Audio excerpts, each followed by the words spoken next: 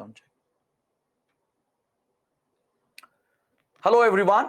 So sorry for the interruption. Apparently, there was a technical issue. Many of you weren't able to watch the session or listen to the session. Do let me know if the audio video is fine right now. We'd actually started with the session. We even covered for 3-4 minutes. Just let me know in the comments. Okay, great. It looks fine. Okay, let me start over. Don't worry, I'll be starting from the beginning. So hello everyone, welcome back to the session. Today is the webinar for weekly current affairs. So today we are going to discuss several important topics from across different subjects. I've carefully selected around 8 topics from economy, polity, science and technology, environment ecology, etc. So before we look at these topics, just a reminder about the prelims test series. I hope everyone is preparing seriously for the upcoming prelims. The notification is already out. Today is the last day for filling up the form as well. So I really hope your preparation is going well. Trust me, one of the best ways to scale up your preparation is by practicing as many tests as possible. So that's why we have the prelims test series going on. So do attend the tests regularly without fail. This is what you need to revise and also to fine-tune your strategy for the upcoming prelims. Understood? So with this, let's start with the discussion for today. Let's take a look at the topics we're going to discuss. As I told you, we shall be covering a list of 8 important topics. There are many subtopics under them as well. And they cover different subjects: economy, polity, environment, ecology, etc. So the discussion would be primarily focused from a prelims point of view, but I'll ensure that we'll include the analysis in each topic so that we'll cover these topics comprehensively from the mains point of view as well. Trust me, just stay with me for the next 2 hours. I guarantee you that I'm going to cover all the related topics and it'll be a comprehensive preparation for both prelims and mains. The whole week's current affairs will be thoroughly covered. So let's start with the first topic. The first topic is related to the discovery of lithium reserves in Jammu and Kashmir. This was a big breaking development of the last week. The Geological Survey of India announced that a large lithium reserve was found in Jammu and Kashmir. Now, this development is of great economic and as well as strategic significance for India. So this is what we need to understand. We need to understand, why is lithium such a critical resource? What is its economic significance? The discovery of such a large reserve in India, it has strategic implications. So we need to talk about all these angles and also look at the possible environmental angle as well. So the Geological Survey of India announced that around 5.9 million tons of lithium reserves were identified under the inferred category in the Riyasi district of Jammu and Kashmir. Now, this in itself is a very, very important fact for your prelims. Where were the lithium reserves discovered recently in India? The right answer would be Riyasi district in the Union Territory of Jammu and Kashmir. Now, the other point to note here is that the Geological Survey of India has categorized this reserve under the inferred category. This is the second stage in the exploration of a mineral resource. If you look at the Mines and Minerals Development and Exploration Act of 1957, there are 4 stages which have been identified for exploring a mineral resource. Inferred means this is the second stage in the exploration. In the first stage, you come across the reserve, few tests and feasibility studies are conducted to identify the preliminary exploratory potential. So if ideal reserves are present, which has sufficient feasibility, economic feasibility, it is categorized under the inferred category. This is still the second stage of exploration. We still haven't started exploring the reserve. In the next stage, in the third stage, a general exploration will be carried out. The ore would be mined, processing would be set up, and in the fourth stage, full-scale exploitation will start. So we are still a long way ahead. We are still many steps behind full-stage exploitation of the lithium reserves. This is still in the initial stages. The preliminary stage has been done and the reserves found have been categorized under the inferred category. All right. So this is according to the Mines and Minerals Development and Exploration Act of 1957. This is another important fact for your prelims. Now that we have covered a couple of important facts, let's move ahead and let's talk about the presence of lithium in India. Where else can you find lithium? Are there any other places where the potential exists, where exploration is being carried out? This in itself is an important prelims topic for economy and geography, right? See, the reserves discovered in the Riyasi district of Jammu and Kashmir is the first largest reserve in India. But last year, in 2022, a small reserve was discovered in the Mandya district of Karnataka. This is another important point for your prelims.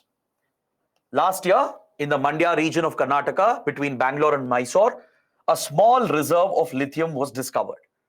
But the discovery in the Riyasi district of J&K happens to be the first largest reserve that we have come across. According to the inferred data, it is supposed to hold around 5.9 million tons of lithium. This would make India one amongst the top lithium reserve countries in the world. So other than this, the Geological Survey of India is conducting exploratory studies in few other states. There are possibilities of lithium reserves being found in other states as well, such as Rajasthan, particularly in the salt brine fields of Rajasthan, where salt is extracted through brine solution. There is a potential of lithium being extracted here. Other than that, Jharkhand, Chhattisgarh, and few parts of Northeast India, such as Arunachal Pradesh, Meghalaya, and Nagaland. These are the sites where the GSI is currently exploring. Now, this could also be a potential prelims question. Other than J&K, where else is the GSI exploring lithium reserves? These are the states: Rajasthan, Jharkhand, Chhattisgarh, Arunachal Pradesh, Meghalaya, and Nagaland. These are again very, very important facts for your prelims. A straightforward fact-based question can come from here. Now, let me tell you why lithium is such an important resource. Why is it considered as a critical strategic resource? This could be a conceptual question, either in prelims or mains. See, lithium finds many applications in the industry. It has wide usage in the electronics industry, in the renewable energy sector. It's also used in certain medications, especially for neurological and mental health disorders. So lithium has a lot of applications. But the most important application of lithium is in the production of lithium-ion batteries. Lithium-ion batteries are considered to be of great strategic value in today's times and also in the future. It's because of this, lithium is considered as white gold. It is equated with gold or oil. It is labeled as the new oil or the new gold. Is that clear? That's because lithium-ion batteries, which are produced using lithium, they find a wide application in electronics industry, in your electric vehicles, in solar and wind power sector as well. In all your mobile phones, laptops, electronic gadgets and devices, the batteries that you get are lithium-ion batteries, most of them. The future of transportation, we are moving away from fossil fuel-based economy. We are transitioning towards cleaner fuels with regard to reduce our emissions, to reduce greenhouse gas emissions, keeping in mind the concerns raised by climate change, right? The world is moving towards net zero emissions. Countries have committed to a goal as part of their Paris Agreement commitments, and they are transitioning away from fossil fuels, especially with regard to transportation. So from internal combustion engine based vehicles, we are moving towards electric powered vehicles. So they obviously require batteries, and the best battery to store this energy is lithium-ion battery. The same goes for the renewable energy sector. In solar and wind power, the electricity generated has to be stored because solar and wind power, they are intermittent. They're not produced constantly, right? You need ideal conditions for solar and wind energy to be generated. So whatever electricity is generated during the peak period, it has to be stored in batteries. And here again, lithium ion batteries play a critical role. They are the most efficient batteries that we have developed till date with regard to their discharge potential, the number of cycles they can perform, right? Their efficiency. Lithium ion are considered as the best batteries available. That's why they find a wide application in across various industries, and especially because the world is transitioning towards cleaner fuels, right? Lithium ion batteries become critical and they acquire strategic significance. Look at India. India has a very grand ambition. By the end of this decade, we plan to ensure 30% of our vehicles are electric vehicles. Is that clear? We have an ambitious plan under the National Mobility Mission Plan to shift towards electric vehicles. In another 7 or 8 years, we hope to have at least 30% vehicles on the road to be powered by electric batteries. This is a big shift India is making. And around the world, you find a similar shift which is happening. So in the next 30 to 40 years, you're going to witness a major shift towards electric vehicles, thus increasing the demand for lithium-ion batteries. There's going to be an exponential increase in demand. As the world adopts more solar and wind energy, even here as well, you need lithium-ion batteries. That is why it becomes a critical strategic resource. Even with regard to military applications, right? Lithium-ion batteries will find a huge application in the space industry, in the space and defense industry as well. So as a result, lithium becomes a critical resource. The future economy will be based on it, dependent on it. India's hopes to transition to a green economy is dependent on it. So that is why it is a critical strategic resource. We have declared a goal of transitioning to a net zero emission economy by 2070. If we have to achieve this goal and transition towards cleaner fuels, lithium-ion batteries are going to be critical, right? Right now, the problem is lithium is found only in few countries. The problem is with its supply. There is a huge crunch with regard to its supply. You don't have enough lithium reserves in the world. It's a rare, precious resource. It's one of the rare earth elements. It's found in few countries. Only few countries have enough reserves to be exploited, which is economically viable, and few countries have dominated this sector. As of now, India imports all the lithium-ion batteries. We have a huge import dependency here. In 2020-21 alone, the import bill touched 8,800 crore rupees. This is expected to touch 50,000 crore rupees if we don't produce our own lithium-ion batteries. As of now, most of the imports of these batteries are coming from China and Hong Kong, which also creates a strategic dependency on China. I hope you know that we already have an import dependency on China. In many key sectors, we are heavily dependent on Chinese imports. This gives China not just an economic leverage against India, but also a strategic leverage. It's a well-established fact that China, which has become an aggressive power today, it is leveraging the economic advantages to gain geopolitical advantages. China has basically weaponized trade. It has weaponized its economic advantage. So China has a decent lithium reserve of its own, around 5 million tons of reserves. There are other countries which I'm going to show you which have even greater resources of lithium. But what China has managed to do is that even though it has only around 5 million tons of reserves, it has very carefully dominated the supply chain of lithium. It has acquired strategic mines around the world. And Chinese companies, they dominate the lithium supply chain. Majority of the lithium market, almost 70% of the lithium market is controlled by China alone. It's not just India. Even most of the Western countries, including US, European countries, they all have a critical dependency on China. Now, if you look at this map here, it will help you understand the geostrategic significance of lithium. The largest reserve of lithium is found here in Latin America, in this region called the Lithium Triangle.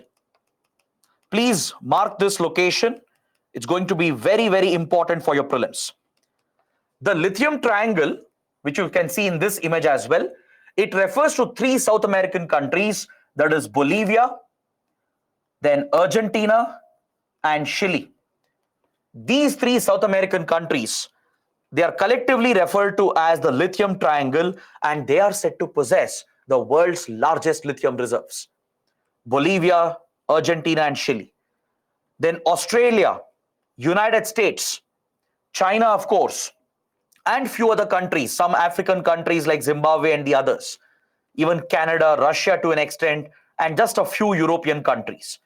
They all have small reserves of lithium, but the large reserves are found here in the lithium triangle in Australia and partly in China. All right. So since it is a scarce resource, it's a rare resource, it becomes economically and strategically very, very important. So this is where China has dominated the sector. It has invested in foreign mines, especially in South America. It has controlled the supply chain, and it is the lead producer of lithium-ion batteries as well. It not only dominates the lithium supply chain, but it also dominates the production and distribution of lithium-ion batteries. So China has given itself a strategic advantage over other countries.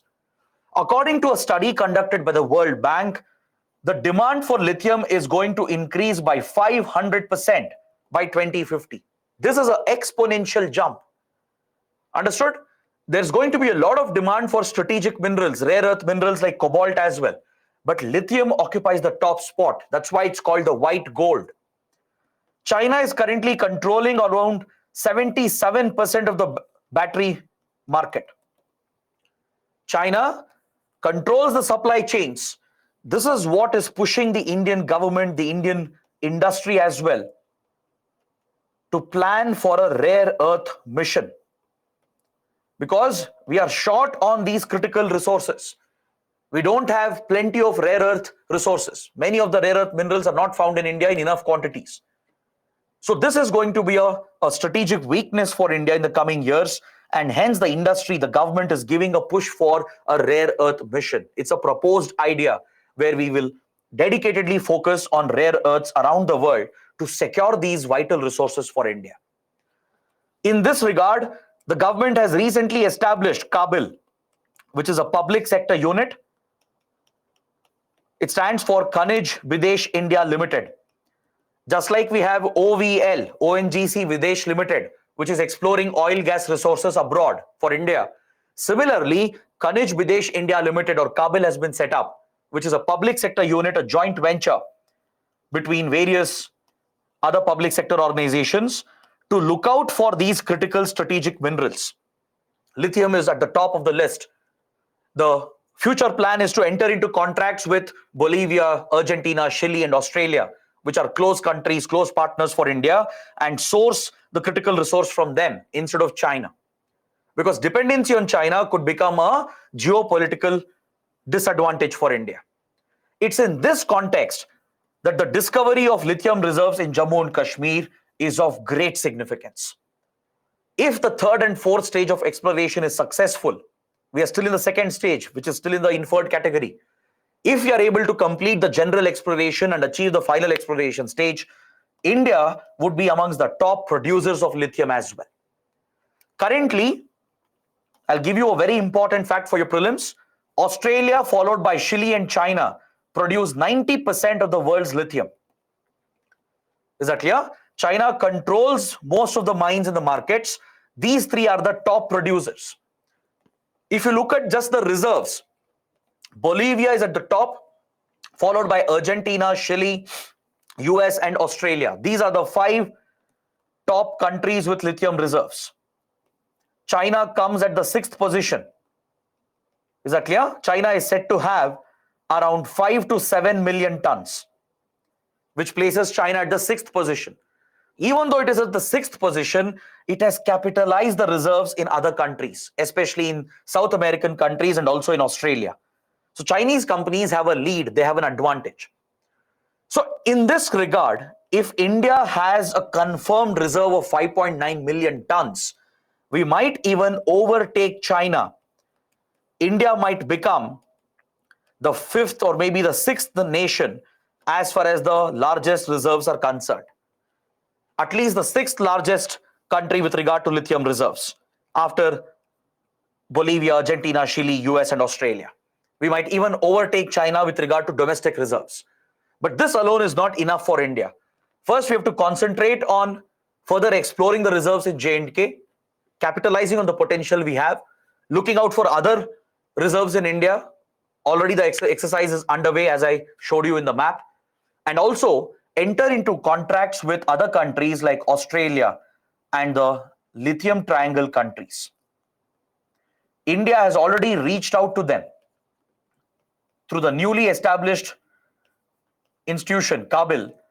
We are looking for a contract with the lithium triangle countries, with Bolivia, Argentina, and Chile.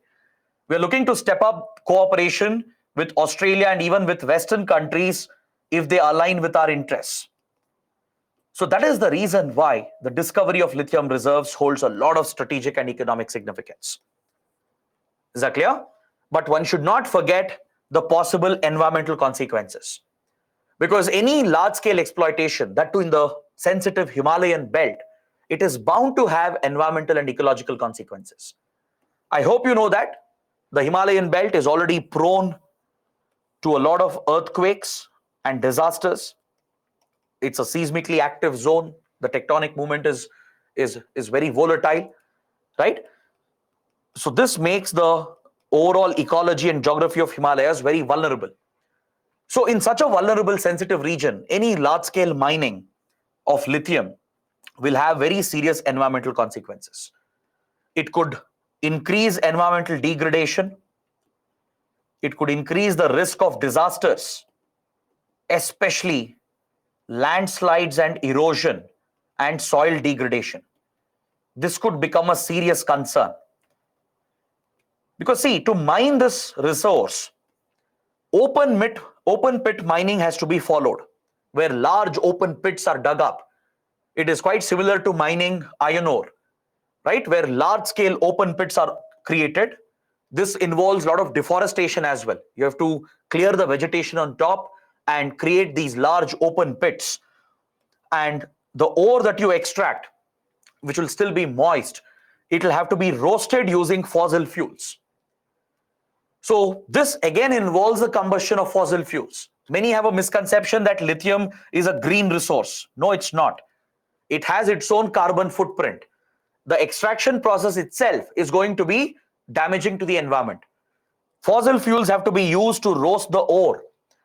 And it is also water intensive. It's going to consume a lot of water. According to a recent study, to extract 1 ton of lithium, we are going to consume 170 cubic meters of water along with releasing 15 tons of carbon dioxide. Now, this is quite an ecological impact.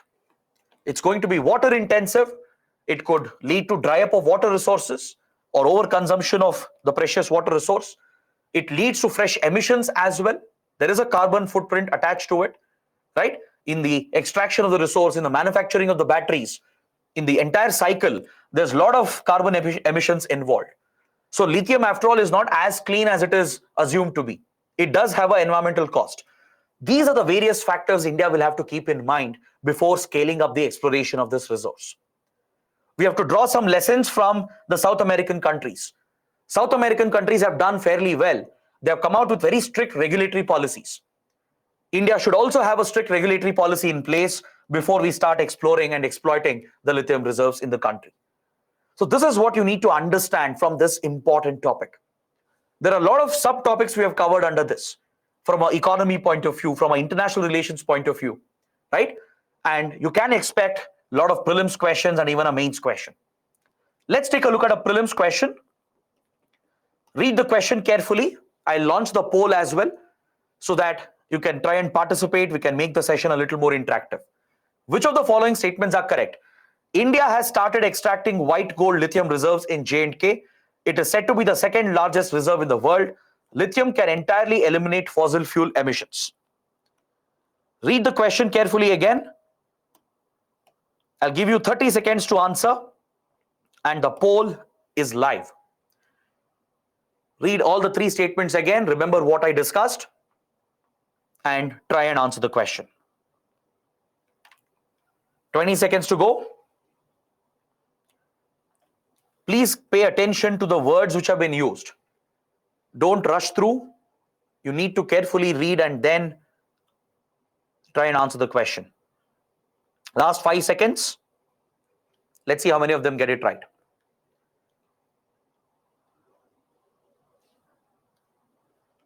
%49 have said option D. 30% have said option A. Okay, these are the closest results. Very good. Majority of you have got it right. Option D is the right answer. None of the above. All the three statements are wrong. They are incorrect. Because see, we have not started extracting the resource yet. I clearly told you. We are still in the second stage of exploration. It is still a preliminary stage. It has been classified as inferred resource by the Geological Survey of India. So exploration has not started yet. It is not the second largest reserve in the world. Maybe fifth or sixth, right? Sixth or maybe below that, but definitely not the second largest. Second largest reserve is in Argentina. Third statement is also wrong because it will not entirely eliminate fossil fuel emissions. It could help you in reducing fossil fuel emissions. It's not going to entirely eliminate it. So all three statements are wrong. Hence option D is the. Let's start the second topic. Let me take all your questions. Let me take all the doubts. Let's answer them. Shabnam is asking, sir, India has minerals about 20% of its area, but about 2% are excavated. Then GSI is capable to get these minerals. The question has not been well framed, Shabnam, but from what I understand, I think you're asking whether GSI is capable enough of exploring the entire geographical area of India. Because as I see, what you've said is hardly around 2% of our area has been excavated by the GSI. Does it have the potential to explore the other areas of India? See, Geological Survey of India has done quite well over the years. Along with GSI, there are other institutions as well.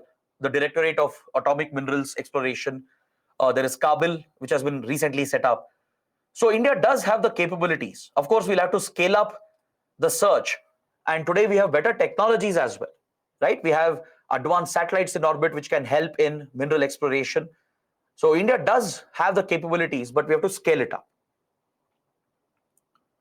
Shardul is asking, if 1 ton lithium produces 15 tons of CO2, then how will lithium-ion batteries help in achieving net zero? That's exactly what I told you. Lithium does have a carbon footprint. It's not entirely clean, right? But it will help you in achieving net zero emissions, because compared to fossil fuel emissions from your vehicles, you can switch to electric vehicles and bring down your emissions. Because what is net zero at the end of the day? Net zero is about matching the emissions with absorption of carbon dioxide. So if you can scale down the emissions from the current levels, right, that will help you achieve net zero emissions. And that's where lithium-ion batteries can help. It's not entirely clean. It does have a carbon footprint, but compared to fossil fuel-based transportation, electric transportation is any day cleaner and better. Uday is asking, so recently US and other countries have come together to form the rare earth elements group to bypass China. Is there any chance one could join with them with this reserve? See, Uday is referring to a recent initiative led by the United States. US and the Western countries, they formed a grouping. They formed a coalition, the Rare Earth Elements Group. They've established this coalition of Western countries to counter China's dominance in the critical strategic minerals domain. Surprisingly, they haven't included India, because they obviously saw that India didn't have enough reserves, at least until now. Maybe going forward with the discovery of this reserve in J&K, we might pitch for joining this Western coalition, or India might do it on its own as well, right? Because Western countries have their own motivations. They have their own economic strategic motivations. It may not align with India's motivations. So it is possible for India to seek membership to this rare earth elements group, or we might do it on our own as well. We need to wait and watch.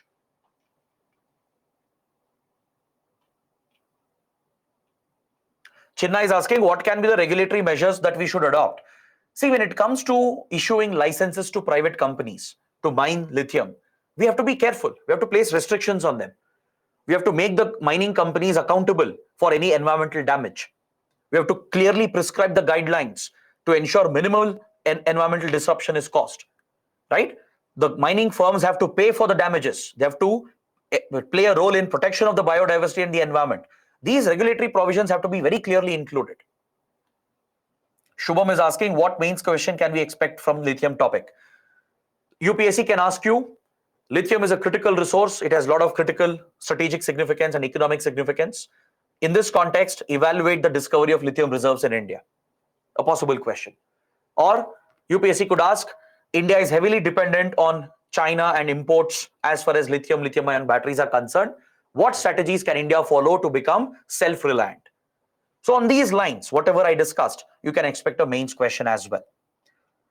Radha is asking, sir, please give an example of usage of lithium in defense and space sector. See, lithium-ion batteries are widely used in space and defense as well, right? Take drones, for example. Drones can be powered by lithium-ion batteries. Then satellites, right? Various space assets, they will be powered by batteries. Lithium-ion batteries are widely used in space technology. So that is one application. Nisha is asking, sir, is it possible enough that this reserve will help us replace fossil fuels? No. This reserve of lithium, even if it's 5.9 million tons, that alone will not be enough to replace that entirely with fossil fuels. It will just help us to transition towards electric vehicles, to domestically produce these batteries, so we don't have to rely on imports. Harshit is asking, how can we explore minerals with the use of satellite? See, satellites have different electromagnetic spectrums, right? And they check for the mineralography of a particular surface, be it the lunar surface or the Earth surface. Satellites have payloads. They are equipped with such payloads through which they can carry out a mineralogy map, right? They can bounce off electromagnetic spectrum, and based on that, you can analyze what minerals are present in the surface. Okay, so guys, these are the questions. Now let's move on to the next topic, which is from polity. Let's talk about Ladakh and the recent protests that have been going on in Ladakh. Let me help you understand this topic thoroughly. I hope you have noticed in newspapers that in the last few weeks, in the last couple of months, a lot of protests have been going on in Ladakh. Even the popular teacher and activist Sonam Wangchuk, who became very popular with the movie Three Idiots, right? Even he led the protests. There have been various political, religious organizations in Ladakh which have joined the protests. Even the students, the local people, they've all joined protests. And they've all been demanding constitutional autonomy for Ladakh. Some protesters have even demanded complete statehood for Ladakh. So we need to understand this in detail. You need to know the history of Ladakh, the geography of Ladakh, what is so unique about this place, why are the people protesting, what's the reason, and what are they demanding. These are some important points that we need to understand.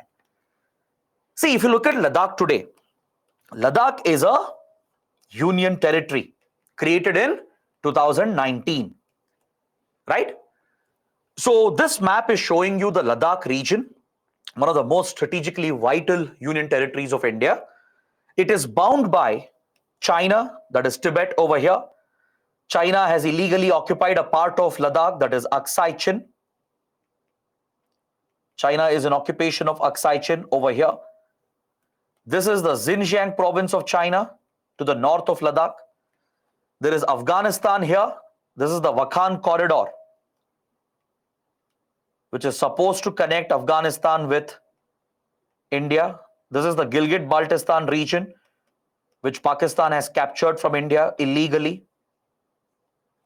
This is POK, Pakistan occupied Kashmir, right? This is Jammu and Kashmir, which is under India's control. So in such a strategically vital region, we have Ladakh that's located here. It's made up of two districts, the Leh district and Kargil. Now, this region is geographically very unique. Even culturally, it's very unique. If you look at the geography of the place, it's made up of cold deserts, beautiful landscapes, high altitude region in the Himalayan belt, in the sensitive, delicate Himalayan belt, right? And it is present in a geopolitically vital location. We have a standing dispute with our neighbor Pakistan with regard to its occupation of POK and Gilgit-Baltistan. We have an ongoing conflict with China with regard to its illegal annexation of Aksai Chin and the continuation of the border dispute. We have strategically important areas like the Siachen Glacier, which remains a source of dispute between India and Pakistan. And somewhere over here, you have the Shaksgam Valley, which is part of Gilgit-Baltistan. It's supposed to be Indian territory. But Pakistan has leased Shaksgam Valley to China illegally. Pakistan had occupied these areas of Gilgit-Baltistan in 1947. And in 1963, China and Pakistan signed a boundary agreement, and Pakistan gave away a part of Indian territory to China, that is the Shaksgam Valley. So all these vital regions, locations are present in and around Ladakh. So from a strategic point of view, even historically, Ladakh has been very, very vital. It's been part of the ancient Silk Route, connecting the Indian civilization with Central Asia, with Xinjiang and Central Asia, right? There have been a lot of economic, cultural exchanges via Ladakh region, and it's been integral to the region around J&K or Jammu and Kashmir, right? The people here as well are very unique. The ecology is very unique. So let me help you understand the history of this place. A brief history. Potentially you can get a history or a polity-based question because of the recent events. See, throughout history, Ladakh has largely been an independent kingdom, almost since 10th century. For centuries, it has remained independent. It has faced threats from the Mongols, from the Arabs, the Persians, from Central Asian kingdoms, etc. But at least since 10th century, by and large, it has remained an independent kingdom, right?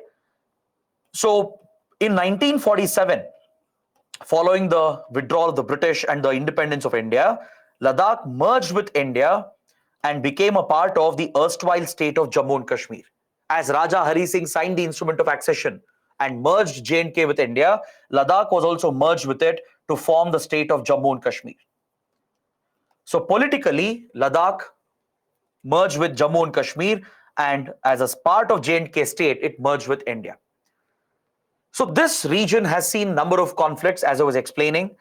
Right from 1947, Pakistan made its first attempt to destabilize the region by trying to capture Kashmir. It has captured large parts of territory here, including the Gilgit-Baltistan region, which is supposed to be a part of Ladakh itself. Later, China occupied Aksai Chin. It illegally captured Aksai Chin in 1950s and during the 1962 war. And since then, India has lost control over these areas, right? We have lost control over Gilgit-Baltistan and Aksai Chin, and our neighbors have taken control, illegal control over these territories. The remaining part of Ladakh remained a part of J&K, and it remained very much a part of Indian territory. So even now we claim the territories that China and Pakistan have occupied, but Ladakh's territory has been significantly reduced because of this illegal occupation. Now, since many years, since many decades, the people of Ladakh had one demand. Since they felt culturally distinct from J&K, since they felt that they are culturally, historically distinct from J&K, they always sought more independence, more autonomy. They even wanted Ladakh to become a union territory or a separate state.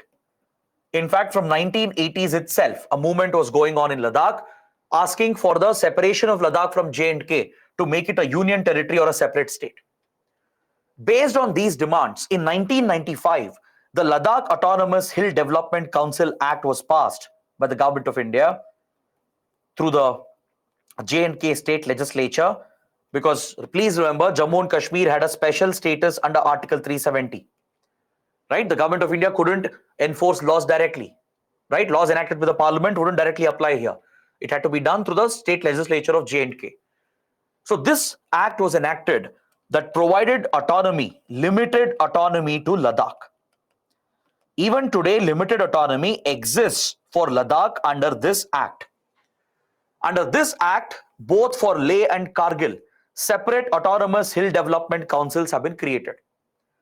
But this is not enough for the people of Ladakh. The people of Ladakh have felt this limited autonomy is not sufficient. Because see, in 2019, there was a major change that was done. Article 370 was revoked. Thus, J&K lost its special status. The special powers given to J&K was withdrawn with the revocation of Article 370. Following this, the Modi government reorganized Jammu and Kashmir into the Union Territory of J&K and the Union Territory of Ladakh. So when Ladakh became a Union Territory, the people of Ladakh celebrated the decision. They celebrated this decision, especially from Leh. Because see, in the Leh region, in the Leh district, it is the Buddhist community which is in majority. It's a Buddhist-dominated region. They celebrated the segregation, the separation of Ladakh from J&K, and they celebrated the decision of the Modi government to make it a union territory. Kargil region, on the other hand, the Kargil district is Shia dominated by Shia Muslims. They were not too happy with the breakup of Jammu and Kashmir, and they sought a reintegration with Jammu and Kashmir. So back in 2019, when these changes were done, Leh and Kargil had separate demands, different demands. Leh was happy that Ladakh became a union territory. The Buddhist community was celebrating it. But in Kargil, the changes were opposed and the Shia community wanted to remain a part of Jammu and Kashmir. They didn't want to be a part of Ladakh. This was the stand at that point. But a lot of things have changed in the last 4 years. Since this change, in the last 4 years, a lot of changes have taken place. See, Ladakh has been made a union territory with no legislative assembly. When the reorganization was done, Jammu and Kashmir has been provided a legislative assembly of its own. But Ladakh does not have a legislative assembly. It has been brought under the direct rule of the center. Since 2019, the central government is directly looking after the administration of this union territory. And this has led to problems in Ladakh. Today, people of Leh and Kargil, they have united. Just 4 years back, they had different positions. In Leh, they were supporting the revocation of Article 370 and the reorganization of J&K. Kargil region was opposing it. But today, both the regions have come together, they've unified, and both of them are demanding more autonomy. They want constitutional autonomy, or they want full statehood, because they've realized that the changes that were done has not been beneficial for them. Ladakh has basically lost its representation in the parliament. Is that clear? It has just one MP representing the region, and there is no legislative assembly. Previously, there were 4 representatives in the Jammu and Kashmir state legislature who could raise the voice for the people of Ladakh, bring up their concerns, demands, look after the development of the region. But now, J&K has no local representation. There is no legislative assembly at all, and there is just one MP representing the region. So this has led to the political derecognition of the Ladakh region. And that is one reason why the people of Ladakh are raising their concerns. These groups which are protesting, they have said Ladakh has very unique developmental needs. It's not like any other region of India. As I told you, the geography here is very unique. It is surrounded by international borders, that too disputed, conflict-hit borders. It is surrounded by hostile countries like Pakistan and China, and it is a large cold desert with very sensitive ecosystems. It has a very delicate biodiversity with a lot of indigenous flora and fauna. Right? The region is in the Himalayan belt, which is very prone to degradation. It is seismically sensitive, prone to earthquakes, landslides, environmental degradation, the impact of climate change. The glaciers are melting, frequent floods, cloudbursts are being reported. So people of Ladakh have a lot of concerns, and they also have a very unique culture and livelihood to protect. Because see, if you look at the people of Ladakh, particularly towards the Leh region, the community here is nomadic. You find pastoral communities which focus on cattle grazing. They take their cattle around these cold deserts, the Himalayan belt, and even agriculture which is practiced, it is very basic subsistence agriculture. And they have some local industries, local trade, which is prevalent. The region is basically not suited for large-scale industrial development. It is not suited for large urbanization, industrialization. This has become a concern for the people of Ladakh. In the last few years, after it came under the center's rule, large-scale projects are being pushed.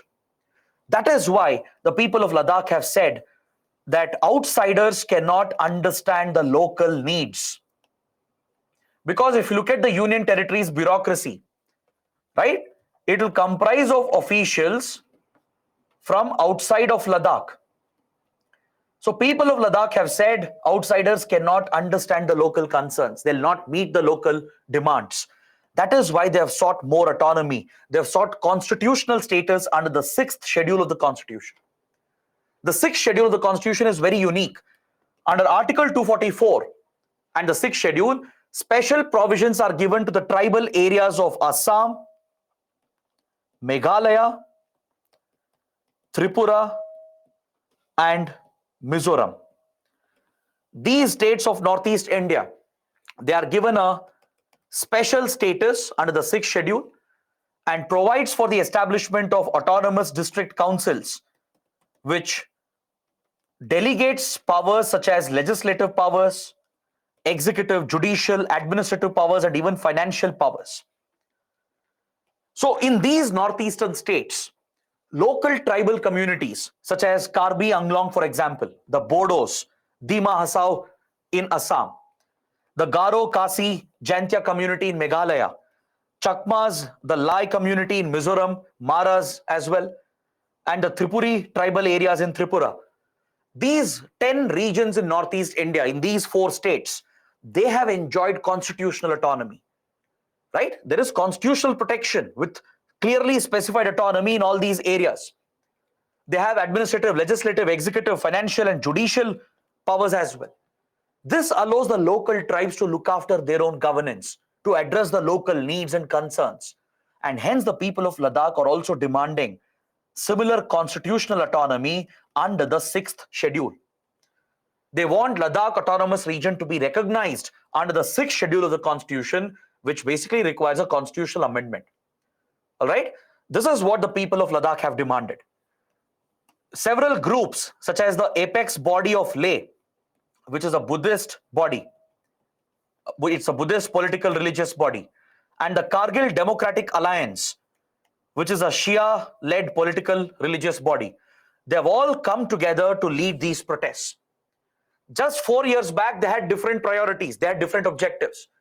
People of Leh were celebrating the creation of a union territory, but in Kargil it was being opposed. Now both of them have come together to demand for constitutional autonomy, and some protesters are asking for complete statehood. They want Ladakh to be made a separate state because they feel that if Ladakh is ruled and governed directly by the center, then local developmental issues will get ignored. As I told you, in the last 4 years, many large projects have been proposed, many big strategic road projects, which is crucial for the Indian Army. Airport is being built at Leh, which has already caused a lot of environmental damage. Large-scale projects are being pushed, including mining of certain critical resources. Such large industrial projects will destabilize the ecology, the sensitive ecology of Ladakh. It could disrupt the rights of the people of Ladakh, their basic livelihood. Their culture also could get compromised because of the large entry of outsiders. So that is what the people of Ladakh are worried about. So they're asking for constitutional autonomy so they can protect their culture, their livelihood, and their environment and biodiversity. Understood? The region is very prone to disasters as well. They want to conserve the unique biodiversity, protect the ecology, protect their culture and livelihoods. So to satisfy the protesters, last month the Home Ministry set up a high-powered committee headed by Nityanand Rai, the Minister of State for Ministry of Home Affairs. The mandate given to the committee is to look at all the unique issues of Ladakh, to look at the geographical issues, the cultural issues, the economic issues, and come out with suggestions. But this committee has been rejected by the protesters. They don't want any committee to be set up. They don't want any minor changes to be done. They are asking for constitutional autonomy under Article 244, under the 6th schedule. Some protesters are asking for complete statehood. So that is why they have rejected these minor changes of the government. They have rejected the committee which has been constituted. The government of India has stated that 6th schedule autonomy may not be possible for Ladakh because this is meant for northeastern states. It is meant for the tribal belt of Assam, Meghalaya, Tripura and Mizoram. The Ministry of Home Affairs, which looks after center-state relations, is opposed to granting constitutional autonomy to Ladakh because 6th schedule is not meant for other parts of India. It is specifically meant for northeastern states where you predominantly have tribal communities. The Home Ministry has also said that Ladakh has been developed. The government is paying enough attention. Enough socio-economic development is happening by allocating sufficient funds. So the Home Ministry is of the opinion that the region is being focused upon. We are developing the region. There is no need for greater autonomy. Recently, the government informed the Rajya Sabha that reservation for the scheduled tribes of Ladakh has been increased in government jobs from 10% to 45%. Within the Union Territories administration, recruitment of local Ladakhis has been increased, local tribes, from 10% to 45%. So the government has said we have done enough. Enough funds have been given, enough projects have been taken up, enough development is happening, enough reservation has been given.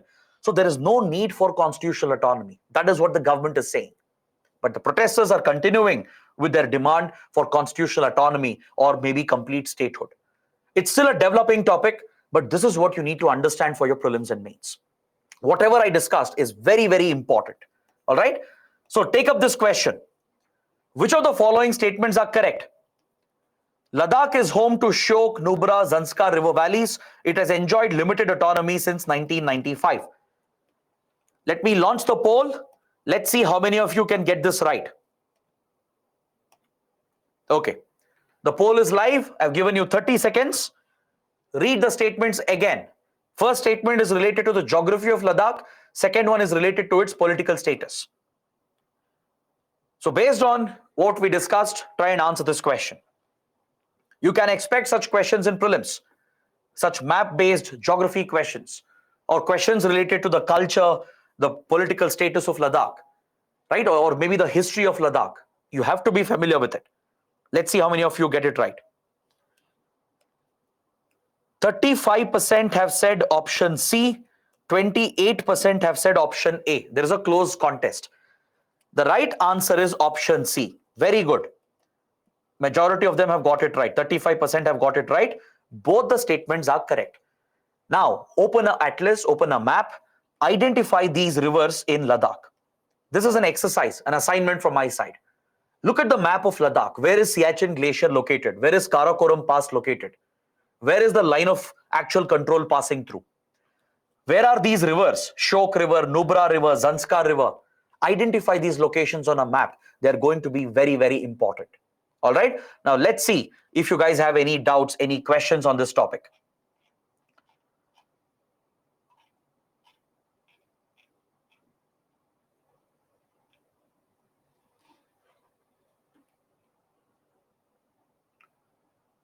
Sakib is asking what a full statehood will give to Leh and Kargil. It would give a complete state status. It will get the status of a state, which means it will have complete autonomy over state subjects, right? Union territory is ruled and governed by the center. In case of constitutional status under 6th schedule, the union territory or the autonomous region will only get few limited powers again in few specified subjects. If it is given statehood, if it becomes an entire state, right, all the state subjects will come under its jurisdiction.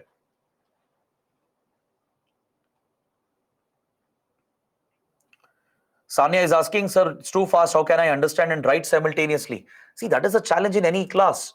You have to make your short notes, jot down the key points wherever needed, wherever I'm stressing. But otherwise, the slides are there. All the detailed points are there. I'm writing. The annotations will also be given to you, right? That is the challenge. That is a skill you have to develop. Rakesh says there will be negative consequence if autonomy is provided because it will result in more insurgency and covert operations by Pakistan. Not really. That is nowhere connected to autonomy. Because see, even in Northeast region, insurgency is a major risk. But still we have many autonomous councils present near the border areas. That is not a reason. That's not the excuse.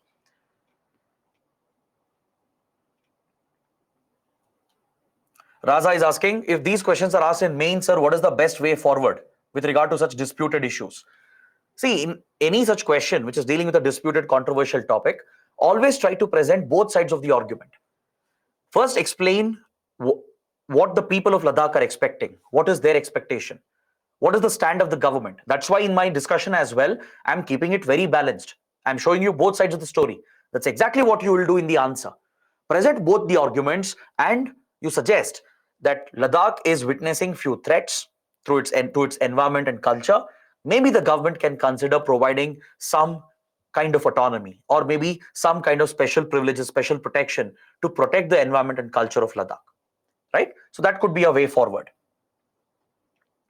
Amit is asking, they want to become part of 6th schedule, not 5th schedule.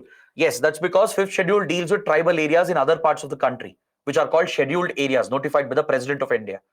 Their autonomy is very limited in 5th schedule areas. But 6th schedule areas in Northeast India, they have more autonomy. This is where you have to be strong in polity. Please go back, read about 5th and 6th schedule. Look at the differences. 6th schedule areas have greater autonomy.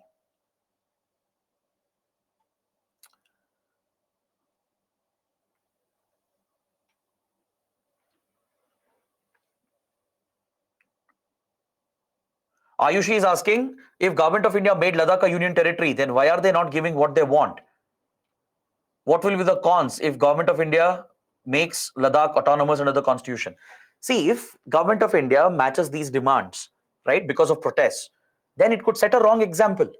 Tomorrow, every other part from India, every other region could start demanding autonomy, statehood, right? We are a diverse country with a lot of ethnicity, a lot of different ethnic groups, tribal groups, religions, languages, etc.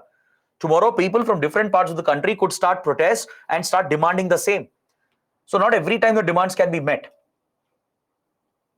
Shashank is asking, how is autonomy limited, sir? See, when autonomy is given to a certain area, the specific subjects are specified where the autonomous council will have powers. Like, for example, local taxation, land related issues, water management, education, healthcare. Such specific subjects are outlined where the local autonomous council will have powers, which means central and state laws will not directly apply in those autonomous areas. Right? The autonomous councils will have powers over those subjects which have been listed.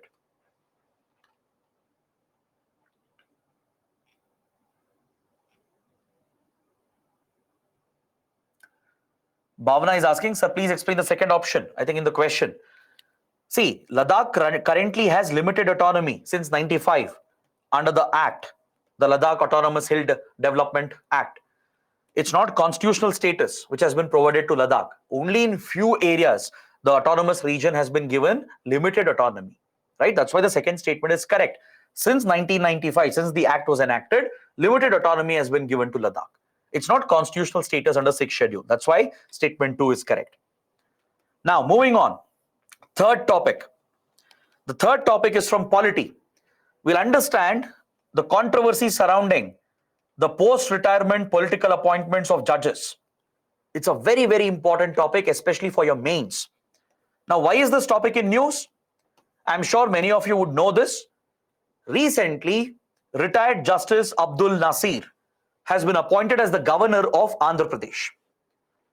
A Supreme Court judge who recently retired. He retired just 1 month ago. Within 1 month of his retirement, he's been appointed by the government of India as a governor of a state. Now, what's the problem with this? Some of you might ask, what's wrong with this? Why can't a former judge be appointed? Similarly, a former Indian Army commander has also been appointed as a governor.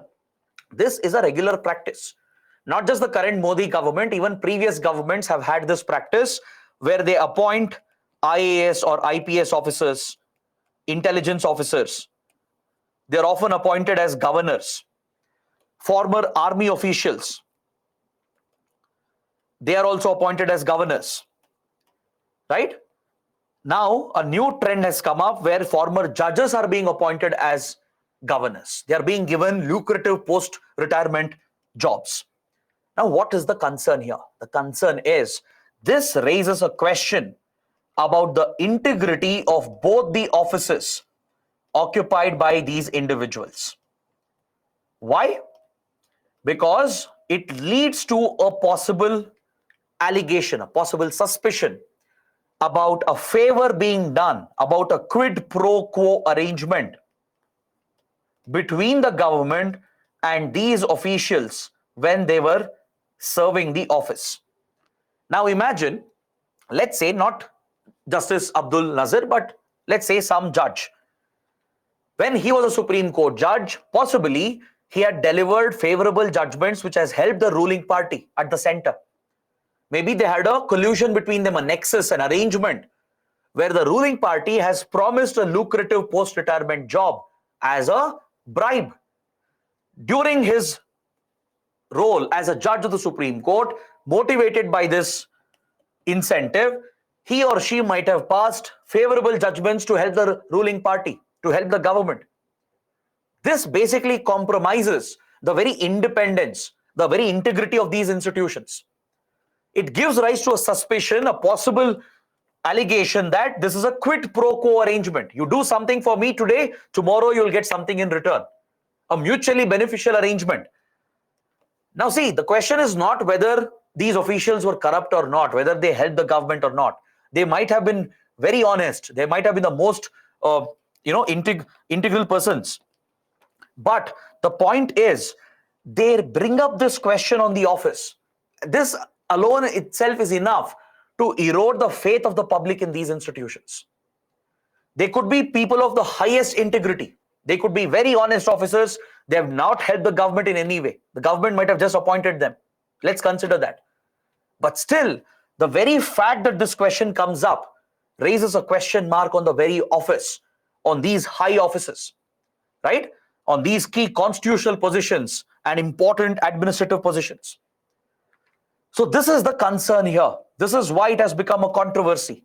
The media, activists, social media, and even opposition parties, they've criticized the government for appointing a former judge who just retired 1 month ago, for appointing him as a governor. This is not a new practice. There are past precedents as well. Just a few years ago, in a shocking development, a former Chief Justice of India, Justice P. Sathasivam, was appointed as the governor of Kerala. This was in 2014-2015. A few years ago, Ranjan Gogoi, another Chief Justice of India, was nominated as a member of the Rajya Sabha. Right? He currently is a MP.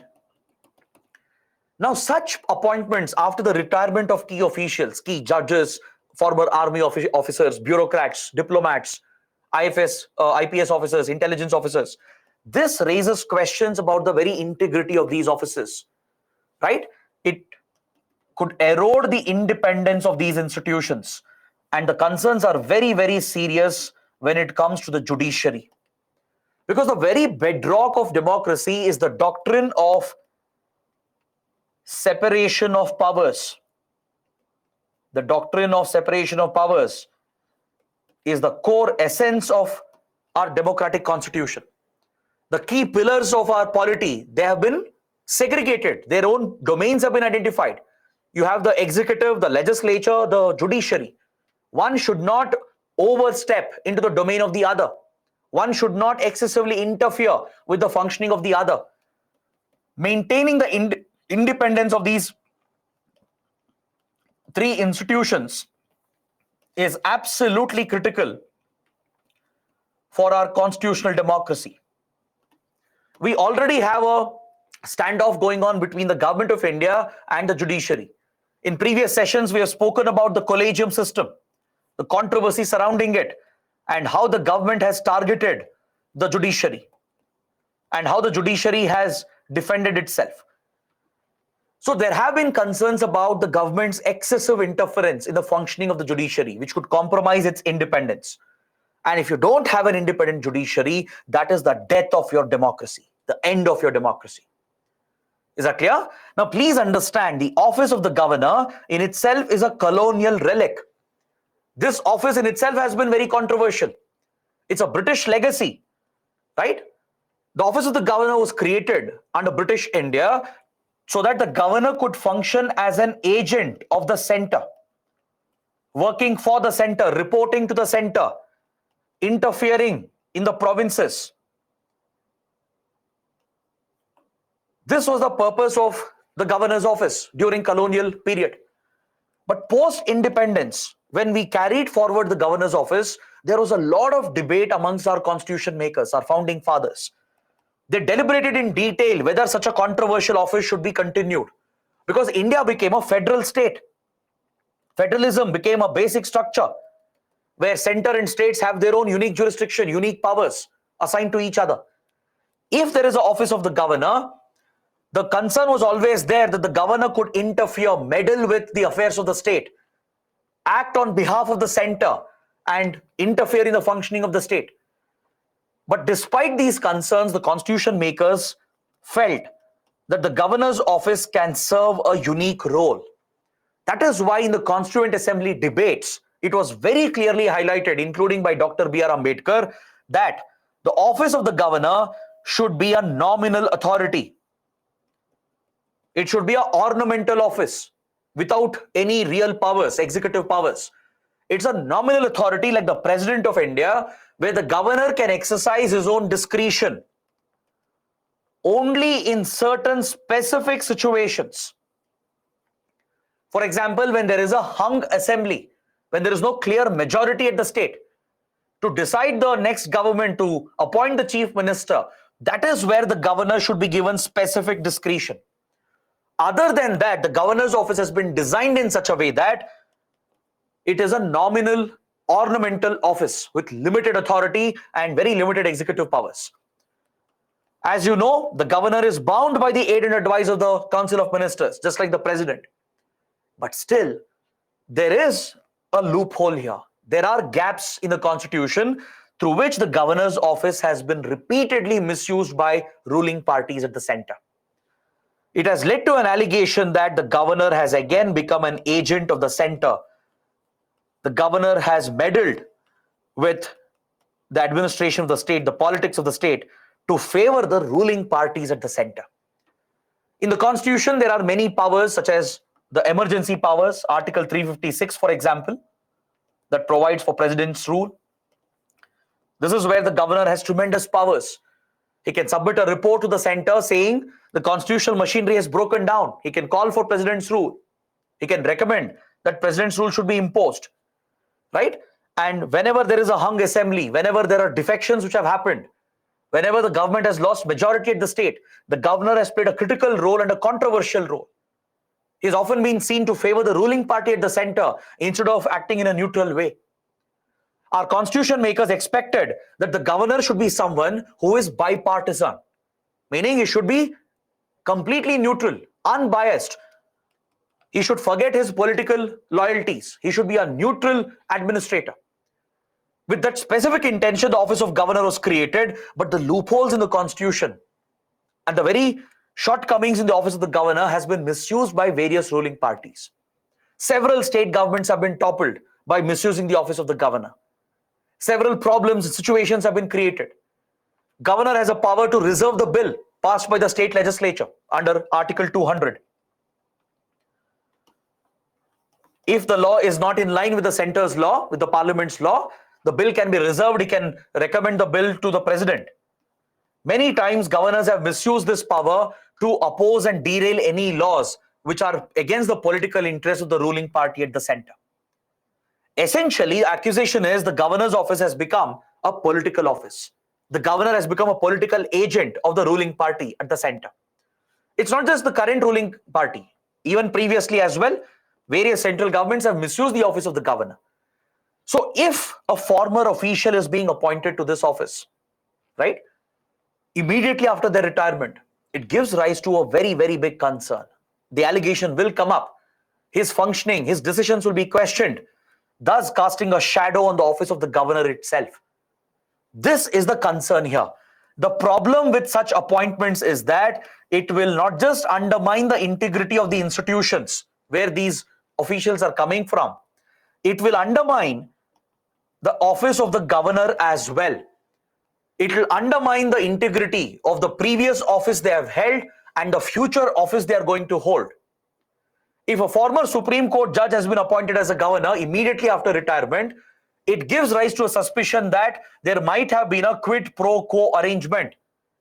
That is, while he was a judge in the judiciary, he might have passed favorable rulings to help the ruling party, to help the government. Now he has been rewarded with the governor's office. And going forward as a governor, he or she might favor the ruling party again. This undermines these critical institutions, constitutional authorities, and promotes the culture of sycophancy, where officials, key constitutional authorities, they forget their integrity, their independence, and they start favoring the government. It leads to a culture of sycophancy where they abide by the ruling party, the leaders, to please them so that they could get something in favor after they retire.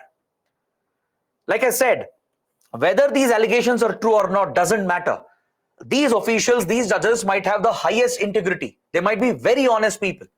They might never favor the ruling party. But still, the very fact that they have accepted the office gives rise to these questions, and that alone is enough to erode the faith of the public in these high institutions.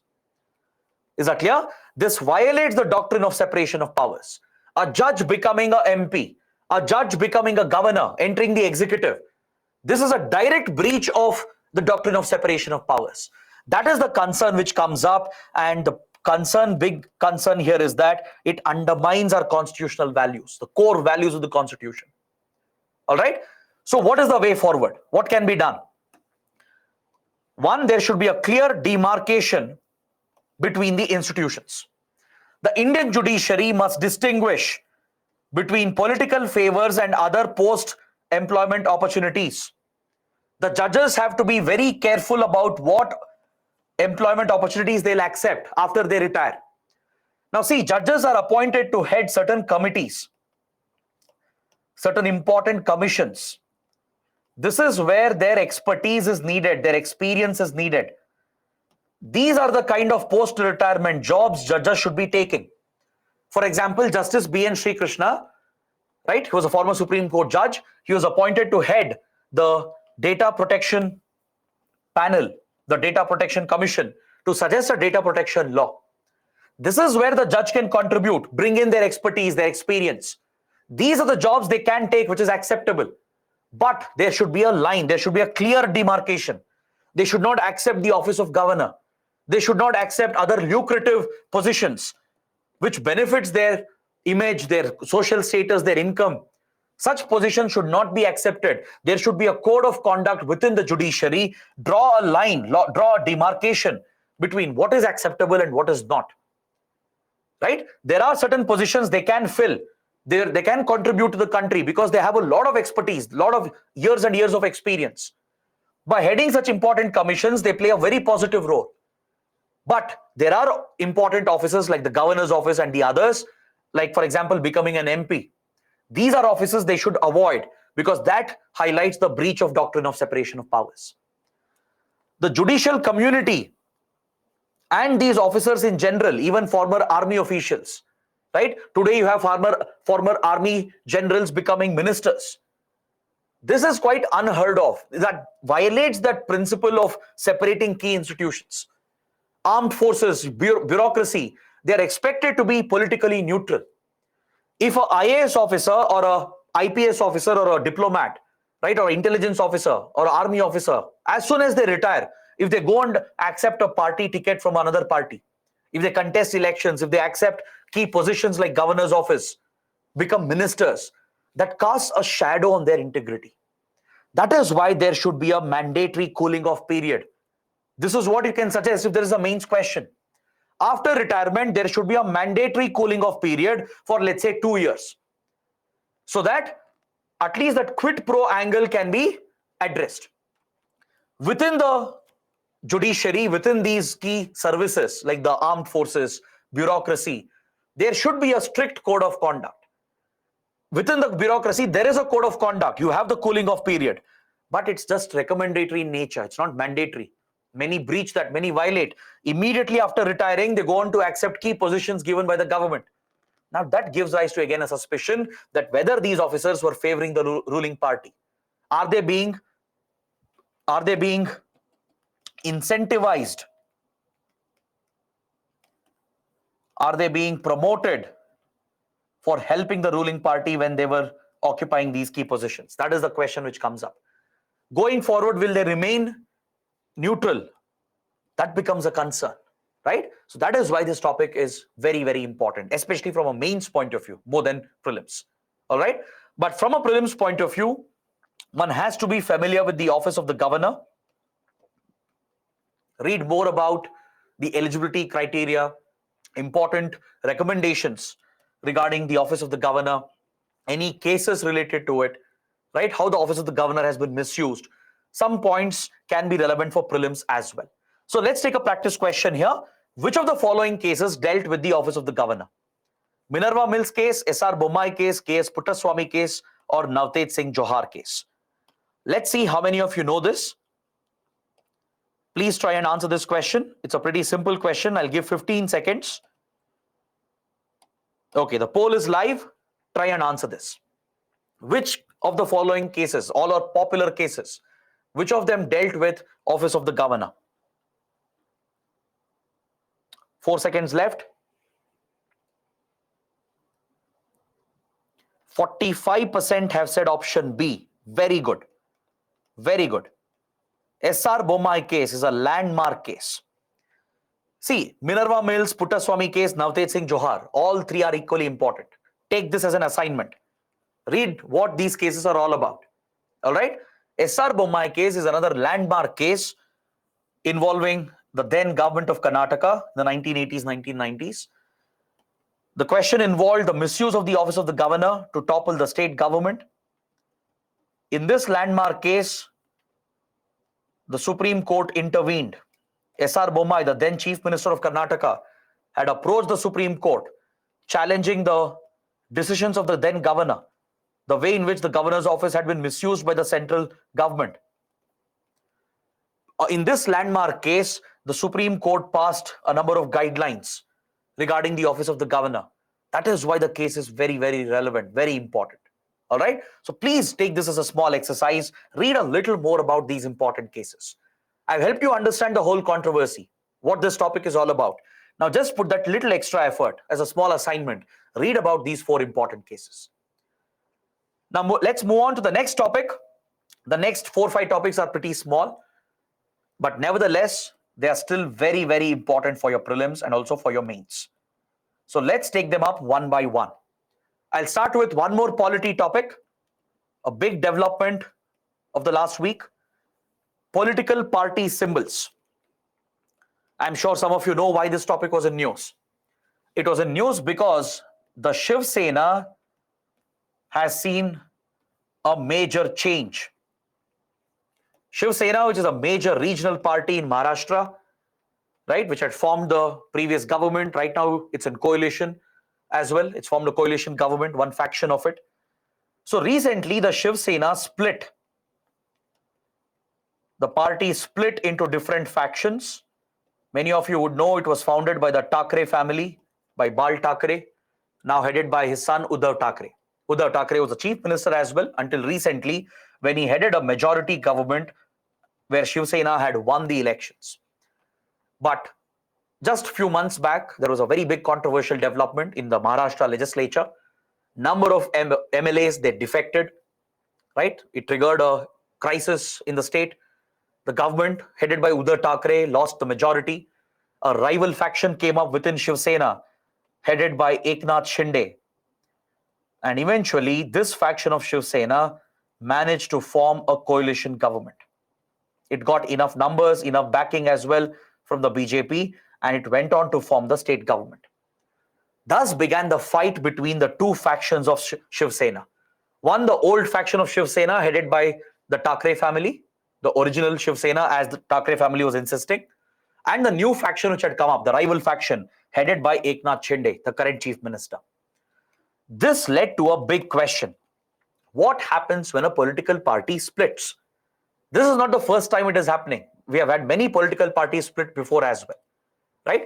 The Janata Dal, for example, the Congress, they've all seen many splits happen. So when a party splits between different leaders, who owns the original party and its name?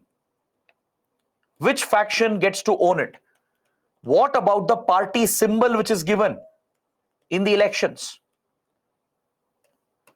This is the big question which comes up. When 2 or 3 different factions come up, when a party breaks, who gets the original name?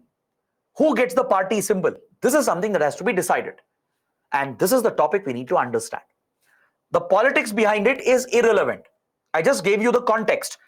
The politics is not necessary for us, irrelevant for the exam. Let's understand who decides this, how is it decided. Those 2 points are very important for your prelims. This question is decided by none other than the Election Commission of India.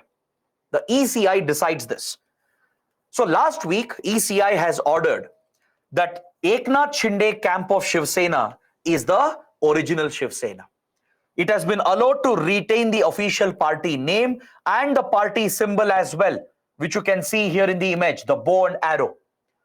This symbol, along with the name, has been given to the Eknath Shinde faction, which is currently in the government. Eknath Shinde is the chief minister right now.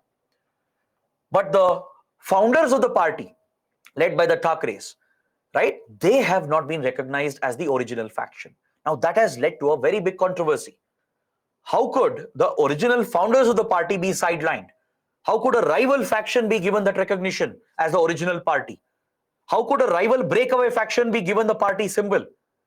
Now it means the Thakres and the other faction of Shiv Sena, they have to come up with a new name, get a new symbol as well, right? Which in itself is a very big task. They have to fulfill a lot of requirements to become a regional party at the state level, to get a party symbol, right? So the original founders of the party have been sidelined essentially. So it might seem unfair, but let's see what the rules say about this. This is decided according to the Symbols Order of 1968. This is the legal policy that guides the Election Commission of India.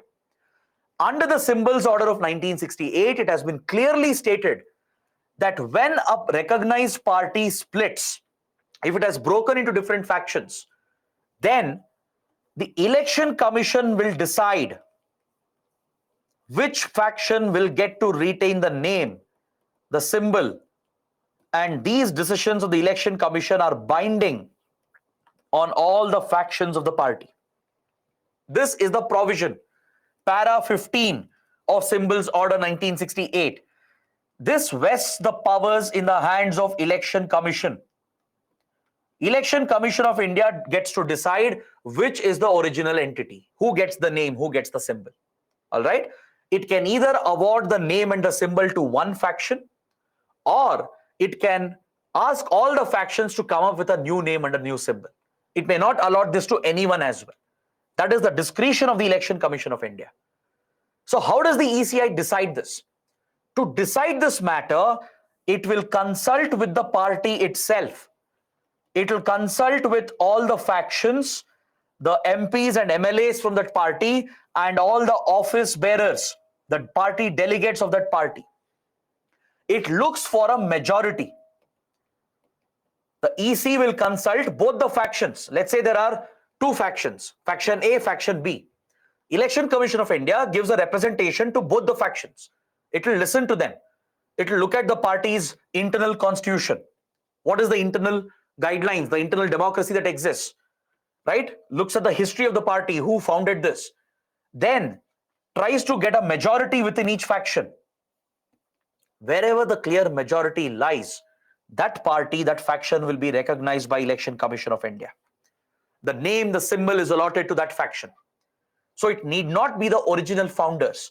Even if a rival faction manages to get that majority support amongst the party delegates and office bearers and MPs and MLAs, then the rival faction is going to get the name and the party symbol.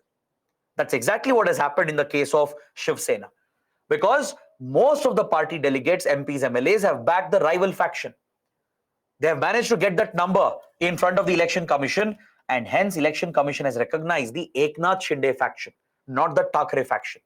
The Thakre faction could not get those numbers. What if the majority is not clear? What if the party has broken apart entirely and the majority is not very evident? Then the Election Commission might consult only the MPs and MLAs from that party. It might look for a majority within them.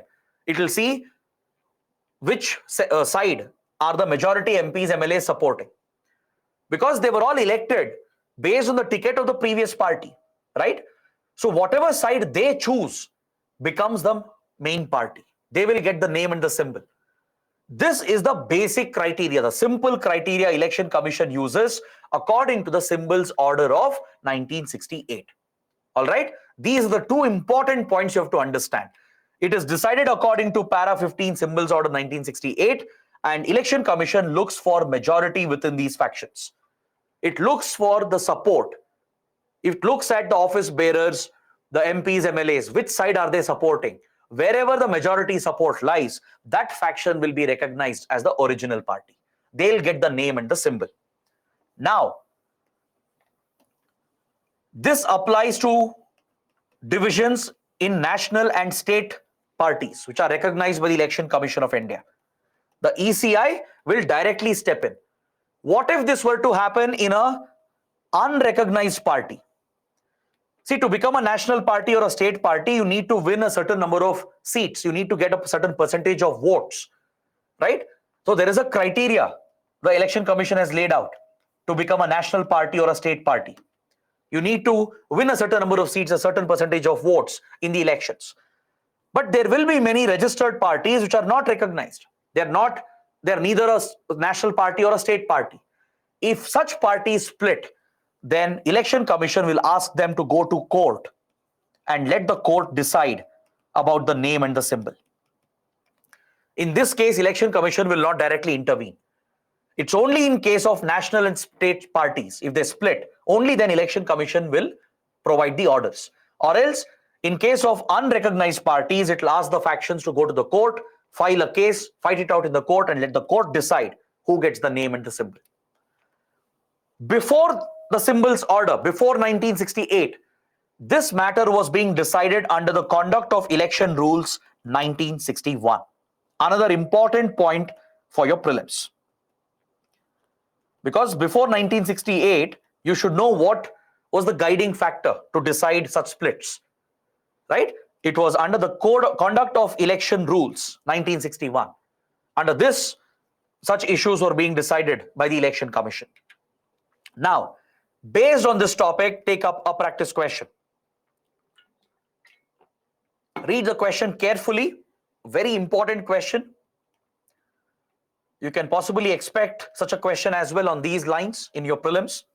There are 3 statements, and I launch the poll. I'll give you 30 seconds. Read it carefully and let me know what is the correct answer. Party symbols enable illiterate voters to identify the candidate of the party they wish to vote for. National parties are given a symbol that is for their use only throughout the country. State parties have the sole use of a symbol in the state in which they are recognized. Which of these 3 statements are correct? You have 10 seconds left.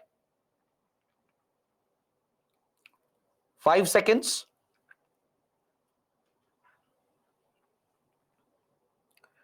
Very good. Majority of them have got it right. I'm really happy. 65% have said option D. That's a very good number. If you're reading current affairs thoroughly, regularly, if you're attending our webinars, looking at all the sessions, current affairs sessions we are having, reading papers on your own, I'm sure you'll be aware of such basics. See, obviously, UPSC will not ask you some direct question. It will not ask you a direct question on symbols order or the role of the Election Commission. Because of this development, it could ask a question related to parties, symbols, and recognition on these lines. All 3 statements are correct. Party symbols are given, right, in the EVM, next to the name of your candidate, there is a party symbol. It's primarily for the illiterate voters, meant to enable them easily to recognize which party they want to vote for, right? So that they're not confused because they can't read the name of the candidate. That is the primary purpose of giving a symbol. Second, national party symbols, they can be used throughout the country. It is exclusive to that party. The symbol given to BJP, symbol given to Congress, right? It is throughout the country. No one else can claim that. State parties, the symbols given to them, they have sole jurisdiction on it within the state where they are recognized. Within the states where they are recognized as state parties, only there they can use that symbol, not outside of it. Understood? Now, Shiv Sena can't go to Kerala, where it is not a recognized party, and say that we'll use that symbol, right? For those unrecognized parties, there is a list, a free list of symbols from which Election Commission will allot the symbols for the unrecognized parties. Understood? These are some basic facts that you should be aware of with regard to our elections. Now, I have a few interesting topics lined up from environment ecology and science and technology. They're all small topics, but still very, very important for your prelims. Because if you look at your prelims paper, every year you'll get close to 20 or maybe 25 questions from environment ecology and science and technology. It's a very, very important section according to me. If you can score well in this section in environment, science and tech, you're going to ace prelims. It's one of the key sections. So let's look at this topic called Persine fishing. You should know what is this, what is the environmental concern associated with it. This type of fishing is in news because the Supreme Court has recently passed a temporary order based on a special leave petition. Supreme Court was looking into a case related to this type of fishing, which you can see in the image here. It's called Persine fishing. I'll explain what it is. This type of fishing has been banned by several state governments in India. It is hazardous, it is dangerous to the environment, it is harmful to small fishermen. That is why many state governments had banned Persine fishing. This case had reached the Supreme Court and the Supreme Court has given temporary relief.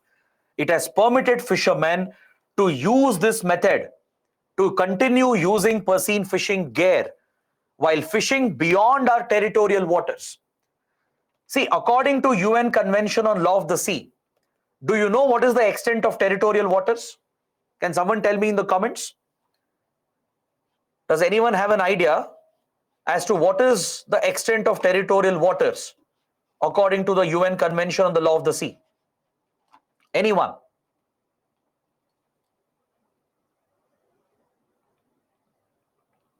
Very good. It's 12 nautical miles.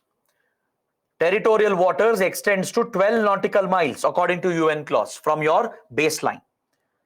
Your exclusive economic zone generally could extend to around 200 nautical miles. This could depend. It depends. It could be lesser than this. It could be more than this as well. But generally, as per UN clause, a country gets an EEZ of 200 nautical miles. All resources present in the EEZ of a country belongs to that country exclusively, right? So under this method of fishing, the Supreme Court has said, even beyond our territorial waters, but within our EEZ, where the fishery resources belongs to India, fishermen can take up this type of fishing which has been banned. All right? Tamil Nadu fishermen particularly, they had approached the Supreme Court, so they have been given this relief. So let's see what this issue is all about. First, you need to know that the state government of Tamil Nadu had last year banned Persine fishing under the Tamil Nadu Marine Fishing Regulations Act. Persine fishing within territorial waters had been banned. This topic in itself had become very controversial. It's a very sensitive topic because it involves the livelihood of our fishermen. So let me explain what this issue is all about. What is Persine fishing? Persine fishing is a very popular fishing method around the world. It is known for bringing up a very good catch. It gives a very big catch, thereby giving better profits to fishermen. All right? This method of fishing is practiced in open ocean waters, mainly to focus on dense school of fishes, which are present in very large quantities, especially the ones which are found in the mid waters, right? They're not found at the seabed. They're not found at the surface of the water, but in the mid of the sea, in the mid waters, there are certain schools of fishes which are found in very dense concentration. For example, tuna or mackerel or bangda or bangude, which is a very popular fish in India, right? Such fishes are found in mid waters, technically known as pelagic waters. They're not found at the surface, they're not found at the seabed, they're found in between. These fishes have a lot of commercial value, right? They're widely consumed in India and around the world. Tuna, mackerel, and the others. To catch such fish, one of the best known scientific methods is Persine fishing. What do they do? What do they do under this method? Under Persine fishing, a large mechanized boat, you can see here in the image, a large mechanized boat, it will drop a net, usually a circular net. As you can see here in the image, it's like a curtain. Just like you draw a curtain, similarly, the boat will move around a point. It will drop the net in a curtain manner, in a circular manner. And from the bottom, once the curtain is laid out at the top on the surface, from the bottom, the net is pulled. It's like a string. It's like a string which is pulled from the bottom, and the net, which is like a curtain right now, will accumulate together and bring up all the fish to the top. You can see here in the image how it looks. The curtain of net is first dropped on the surface, but from the bottom, the net is pulled together.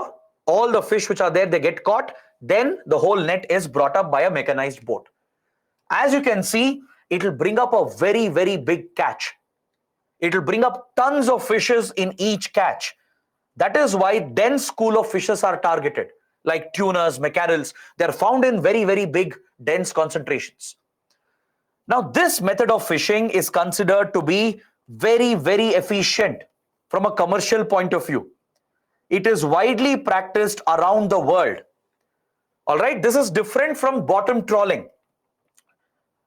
Some of you might get confused with bottom trawling. Bottom trawling is another method where a large net is dropped on the sea floor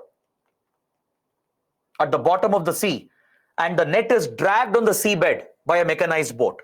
Bottom trawling is much more dangerous than Persine fishing, because in bottom trawling, a lot of marine organisms are getting caught. It is environmentally destructive. It does not allow nature to replenish the fish. It damages the marine biodiversity. So in many countries, bottom trawling is prohibited, which is trawling the net on the sea floor. But Persine fishing is happening in mid-waters.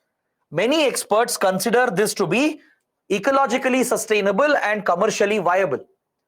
But there are concerns that even in Persine fishing, lot of unnecessary fishes are getting caught. Since it is a non-targeted, non-selective fishing, right? Along with tuna, mackerel and others which are consumed and eaten, lot of other marine organisms will also get caught as a bycatch.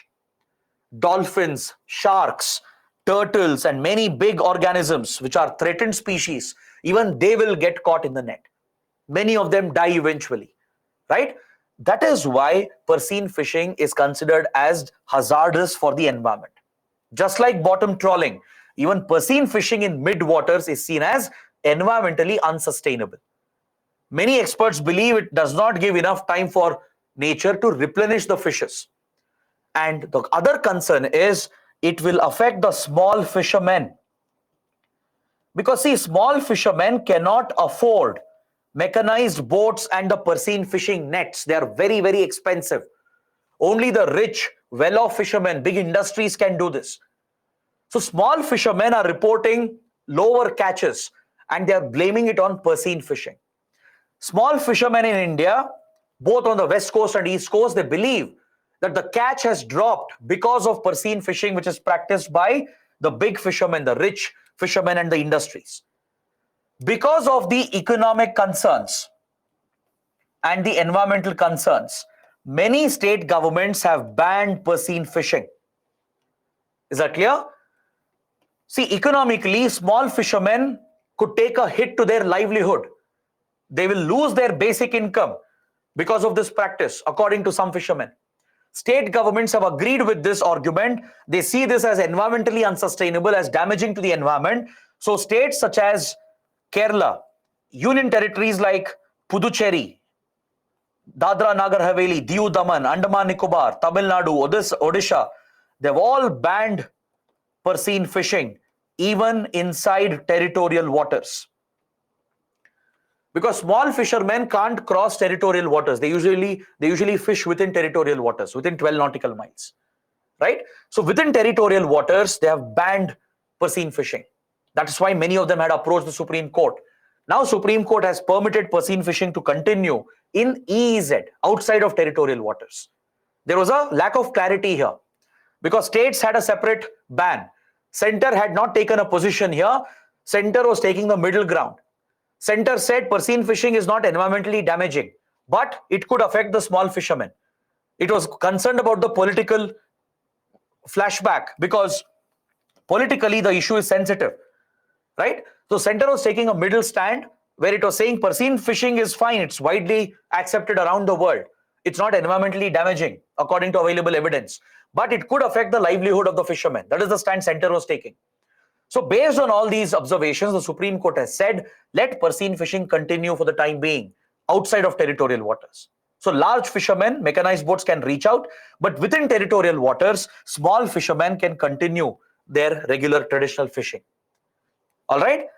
So this decision by several states has been taken to protect the small fishermen and the marine environment. So Supreme Court has given a small relief here. It's given more clarity. It has allowed Persian fishing to continue for the time being, especially in the EEZ, that is outside of your territorial waters. Another important point to understand, fishing is a state subject. State governments can regulate fisheries. They can come up with a management plan of fisheries within territorial waters. It's under the jurisdiction of the state. Very, very important fact for your prelims. Other states have regulated Persian fishing, like Karnataka, Goa, Gujarat, Andhra Pradesh, West Bengal. They have placed some regulations on Persian fishing. They have put some restrictions on the catch they can bring, on the number of days they can go fishing. So such restrictions have been placed to protect the small fishermen and the marine environment. So this is a very controversial topic since the last year. That is why you should know what is Persian fishing. UPSC could ask you a very simple, straightforward question. What is Persian fishing? Or what is the method used in it? Right? Or what are the concerns, the environmental concerns and economic concerns? Based on these 4 or 5 points, you can expect a basic question. Understood?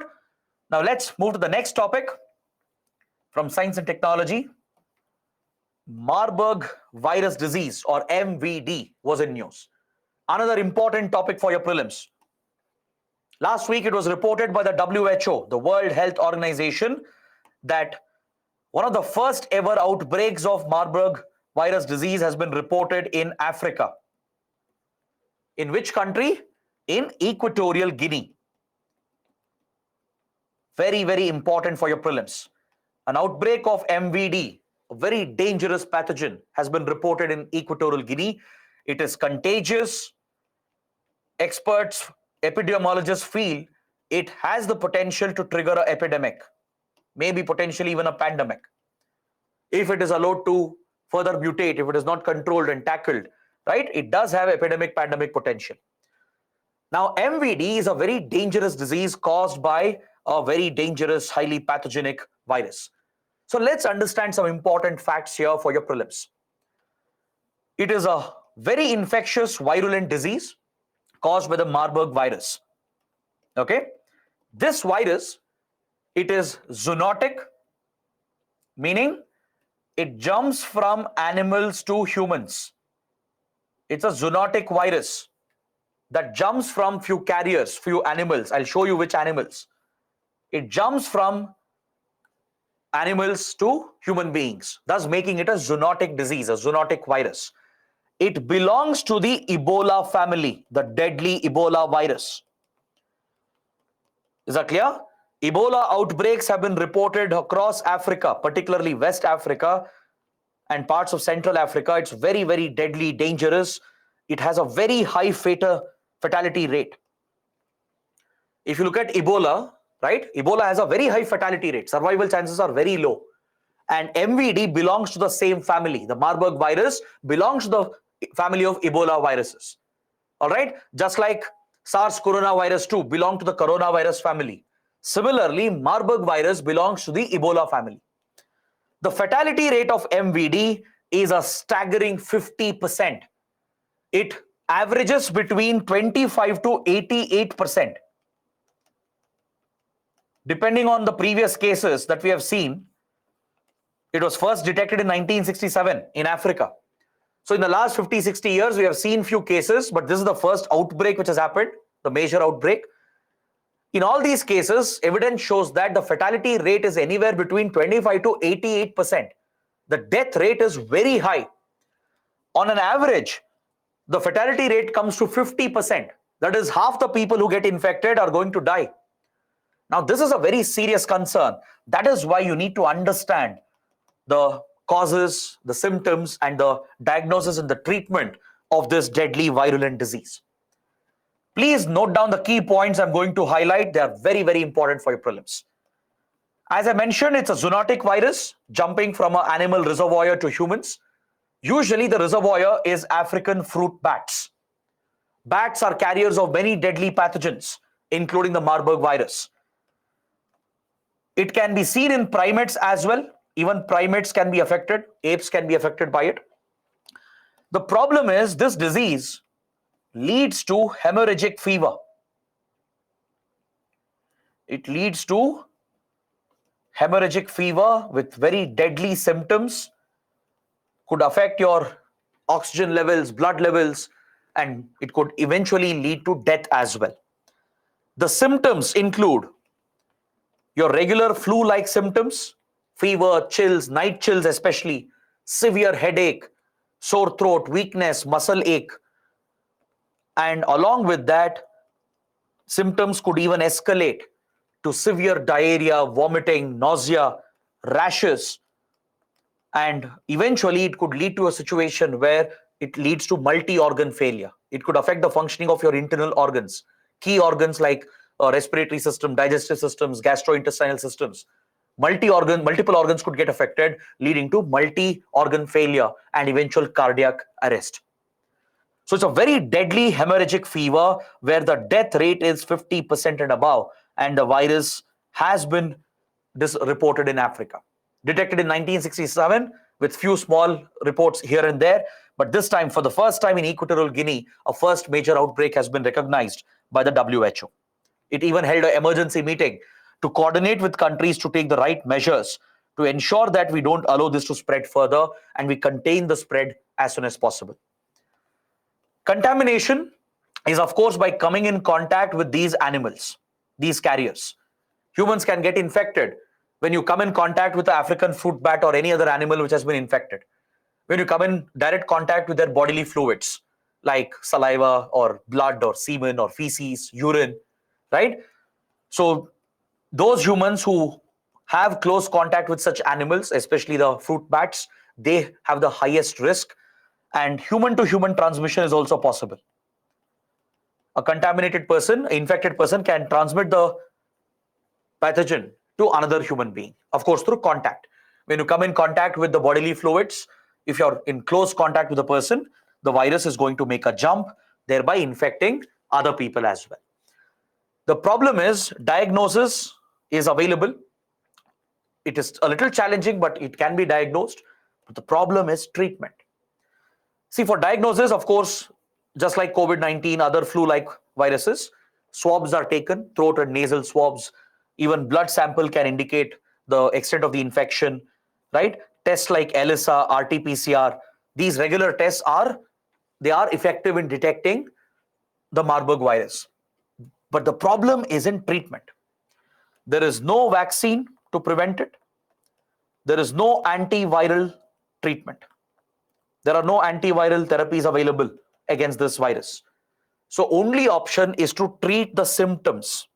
Only symptomatic supportive care can be provided.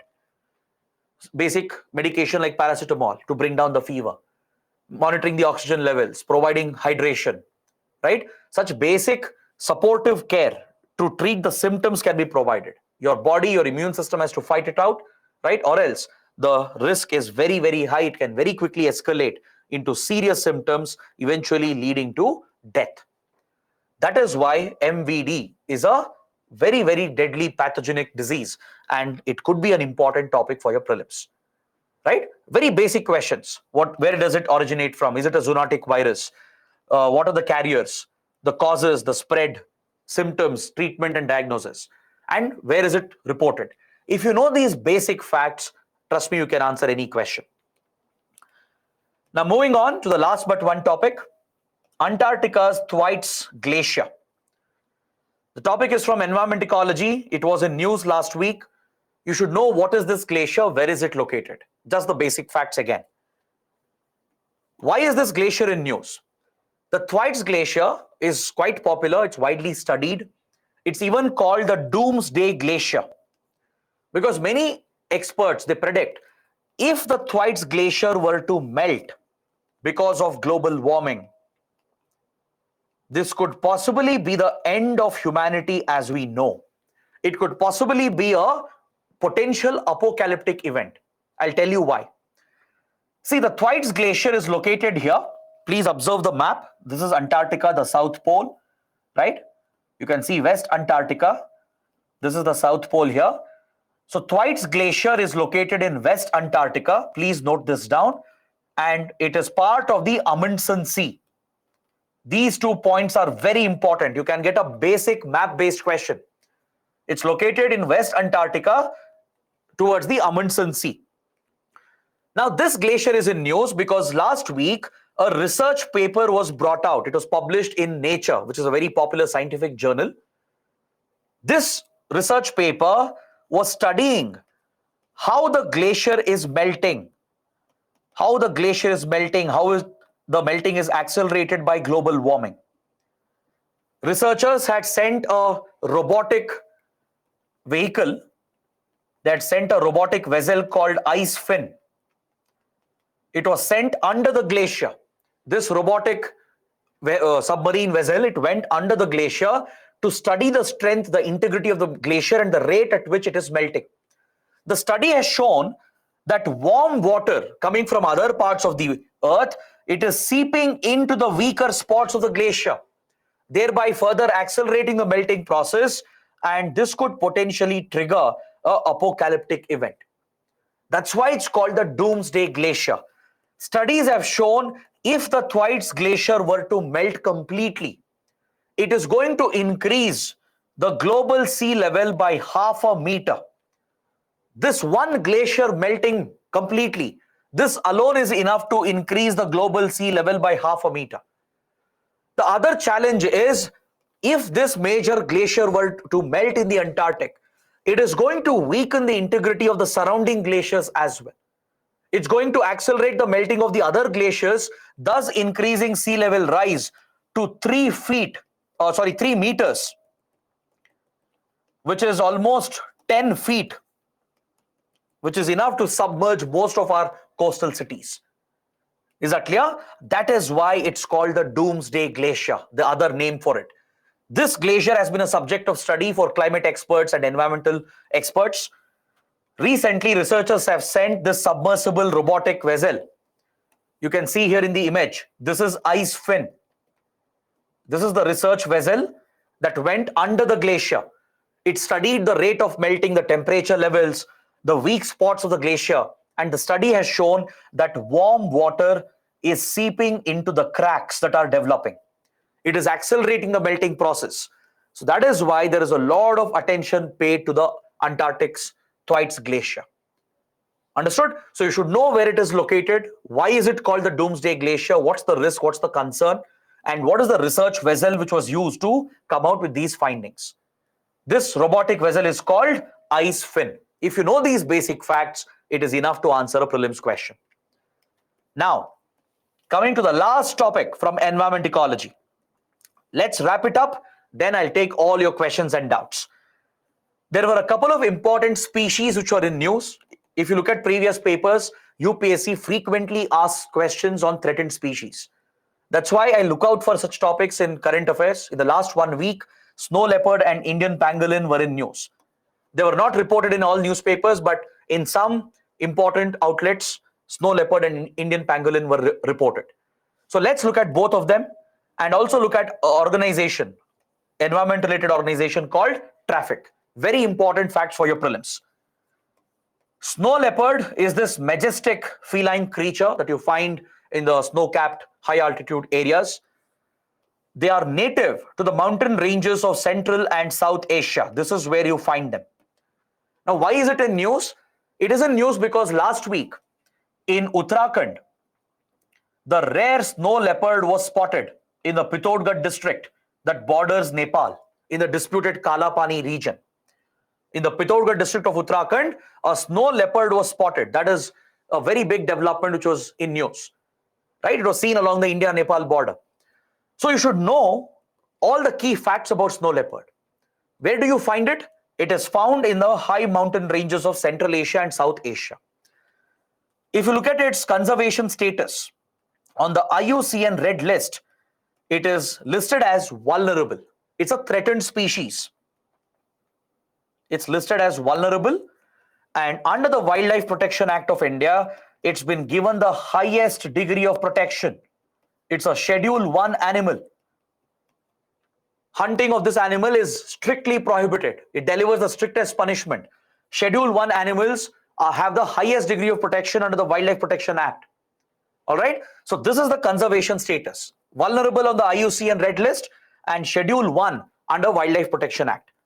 They're also referred to as the ghosts of the mountain because of the camouflage they have, the stealthy way in which they walk. It's very hard to detect and spot them. All right. So they're called the ghosts of the mountains. You find them in the snow-capped areas, the alpine, subalpine regions of Central and South Asia. Just look at the map I've shared here. It shows the range of snow leopard. You can find them all the way from Siberia, Russian Siberia, towards Mongolia, China, Tibet, parts of Central Asia, Kyrgyzstan, Tajikistan, this belt here, even parts of Afghanistan, Pakistan in the Himalayas belt, India, that is in Jammu and Kashmir, Himachal Pradesh, Uttarakhand, Nepal, Sikkim and Bhutan, parts of Arunachal Pradesh towards Myanmar. This is the range of the snow leopard. This is where you can find them. You have to be familiar with the range. Please make a note. They are found in high altitude reaches of at least 3,000 to 4,500 meters. That's almost 9,000 to 14,000 feet. So it's a high altitude creature found in the Himalayan belt, in the alpine, subalpine belt of Russia, China, Central Asia, etc. The biggest threat for this animal is poaching and habitat destruction. It's a very rare species. It is hunted and poached by various criminals. Its products has a lot of value in the illegal market, in the black market. And habitat destruction is another major threat. Expanding, urban areas, industrialization, large-scale deforestation in these areas. This has put a stress on its habitat and it is leading to the depletion of this species. According to estimates, hardly around 10,000 are left in the wild. And they're declining at a rate of 10% almost every decade, and they're expected to go down to less than 1,000 if you don't protect them by 2045. According to IUCN, by 2045, the numbers are going to decline drastically if we don't conserve the species. That is why it is listed as vulnerable on the red list. Next, the pangolin, especially Indian pangolin, which you can see in the image. Very important topic, because pangolin is one of the most abused species in India and in Asia. The topic is in news because every third Saturday of February is observed as World Pangolin Day. Every third Saturday of the February month. During this day, a group called Traffic, an international organization called Traffic, brought out a report analyzing the illegal pangolin trade in India. This was reported in several environmental publications. That's why I've picked this topic. According to the report, in 2018, 6,000 pangolins were poached during this period from 2009 to 2017. This is just the detected cases. Pangolins are hunted, they are poached, they are trapped all across Asia and Africa. Is that clear? The Asian variants like Chinese pangolin, Indian pangolin, both are trapped. They are caught. They are sold off in the black market. They are hunted and poached as well. So this is widely seen in Africa also because pangolins have been given a very high price in the black market. Pangolins are covered with scales. I'm going to discuss about the scales as well. The scales of pangolin are reported to have medical properties in traditional medicine. This is a superstition. There's a superstitious belief in Chinese medicine, in traditional medicinal systems, that the pangolin scales have a lot of medicinal properties. They can cure any disease. So there is a huge demand for the scales, and even the flesh is consumed. The flesh is seen as a delicacy in China, in Southeast Asia, and in few other parts of the world, right? Even in India, there are a few communities which consume pangolin meat, right? So because of hunting, poaching, the numbers have gone down drastically. If you look at the Indian pangolin, right? It's very unique. It has a very unique feature. That is something you should be familiar with. There could be a basic question on the features of the Indian pangolin. The scales are overlapping in nature. They overlap over one another. It acts like a body armor. All right. It's a tough scale. And these pangolins, they curl up when they face a threat, when they face a predator, like let's say a leopard or a tiger, if it tries to attack them, they curl up, they curl themselves up. Thus, the scales become very hard. Collectively, these overlapping scales become a hard armor, which the predators cannot breach easily. Also, the color of the scales can change. They can change the color depending on the surroundings they are present in. All right. So this gives them a good camouflage. It's a defense mechanism as well. And they mainly consume ants and termites that are usually present in the ground or in wooden logs. So they have a unique adaptation. They have very long claws. Very long claws, long forelimbs have been developed because they dig out the ants and termites from the nests and the burrows. From the ground, from wooden logs where ants and termites are found, they dig them out. So they need long claws and long forelimbs. That is a unique adaptation seen in the species. They are nocturnal in nature. They are night creatures, not daytime creatures. And they rest during the day. They burrow themselves in the ground, usually. Okay, these are some basic features of the pangolin that you should know. There are two main species you can find in India, two subspecies. We have the Indian pangolin, which is listed as endangered on the red list. Okay. We also find the Chinese pangolin in India, which is critically endangered on the red list. Please note down both the facts. Very, very important. Indian and Chinese pangolin is found here, especially in Bihar, West Bengal, Assam. In these states, you can find both. In Western Ghats, you can find the Indian pangolin, but towards Bihar, West Bengal, Northeast region, you can find Chinese pangolin as well. Indian pangolin is endangered, whereas Chinese pangolin is critically endangered. They are both protected under Schedule 1 of the Wildlife Protection Act. Despite the high degree of protection, they are hunted, they are trafficked, and there's a lot of commercial value in the black market for these species. That is the biggest concern for them. That is the biggest threat for them. Hunting and poaching has destroyed the species. The numbers are declining, which is an environmental threat. Coming to the last point, what is traffic? What is this organization? UPSC tends to focus on such international organizations. Traffic stands for Trade Records Analysis of Flora and Fauna in Commerce. It's an environmental NGO. It's a global non-governmental organization which is focused on the domain of biodiversity conservation and protection. It basically studies and analyzes the wildlife trade. This is a specialization of traffic. UPSC could ask you this question. You should know that traffic is a global NGO. It's not an intergovernmental body. It's not a part of the UN. It's a global NGO. It studies wildlife trade, the trade of animal, bird species, plants, the trade of wildlife products, basically, of flora and fauna. The trade net pattern is studied and analyzed by this organization. It was set up in 1976 by IUCN, and today it is administered by WWF and IUCN together. The Worldwide Fund for Nature and IUCN together manage traffic.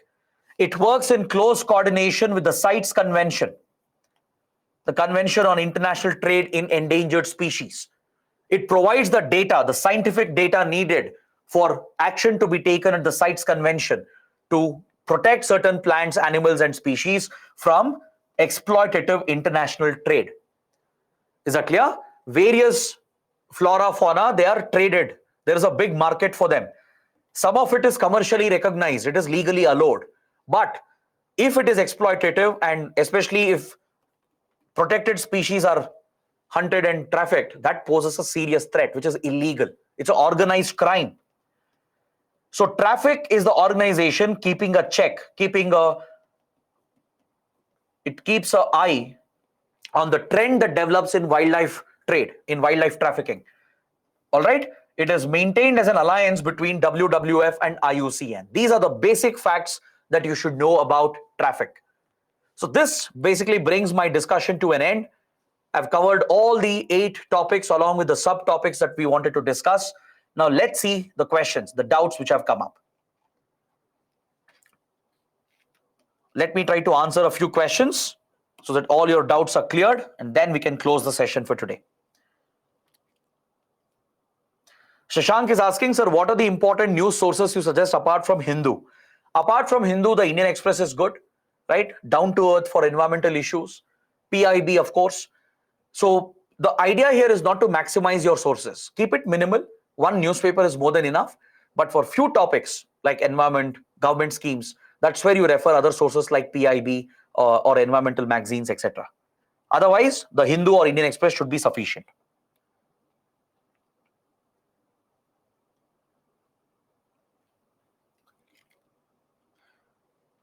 Shravan is asking, bottom trawling is much worse and dangerous than Persian fishing. Then why did Tamil Nadu government ban only Persian fishing? See, there's a political reason here. Bottom trawling is practiced by very rich fishermen who are politically well connected. That's why bottom trawling has not been banned properly in Tamil Nadu. There is a ban, but it's not enforced. In fact, bottom trawling in Tamil Nadu, in the waters of Tamil Nadu, has exploited and exhausted the fishing resources. That's why Indian fishermen cross over the international maritime boundary line. They enter Sri Lanka's EEZ and fish from Sri Lanka's waters, which is illegal. It leads to a dispute, fishermen dispute between India and Sri Lanka, right? Because Tamil Nadu has not enforced the ban on bottom trawling because of political reasons.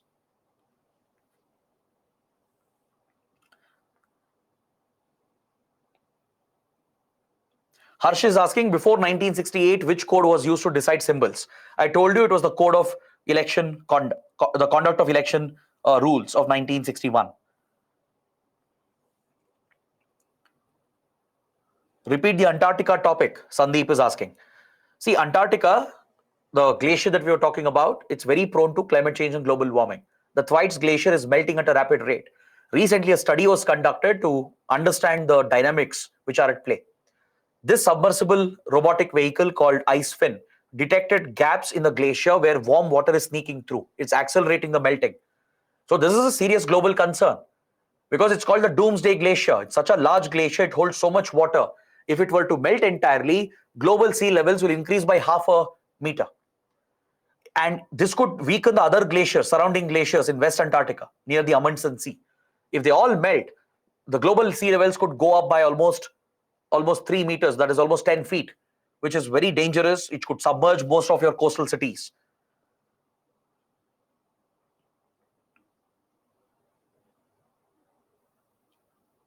Anubhav is asking, kindly tell the constitutional status of Ladakh at J&K.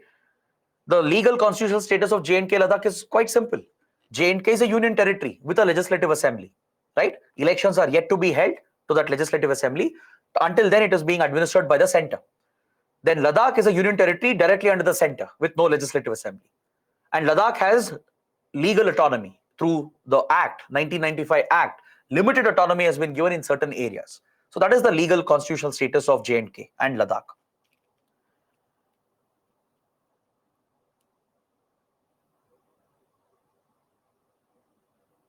Uday is asking, how to cover current affairs, sir? Best source for quick revision.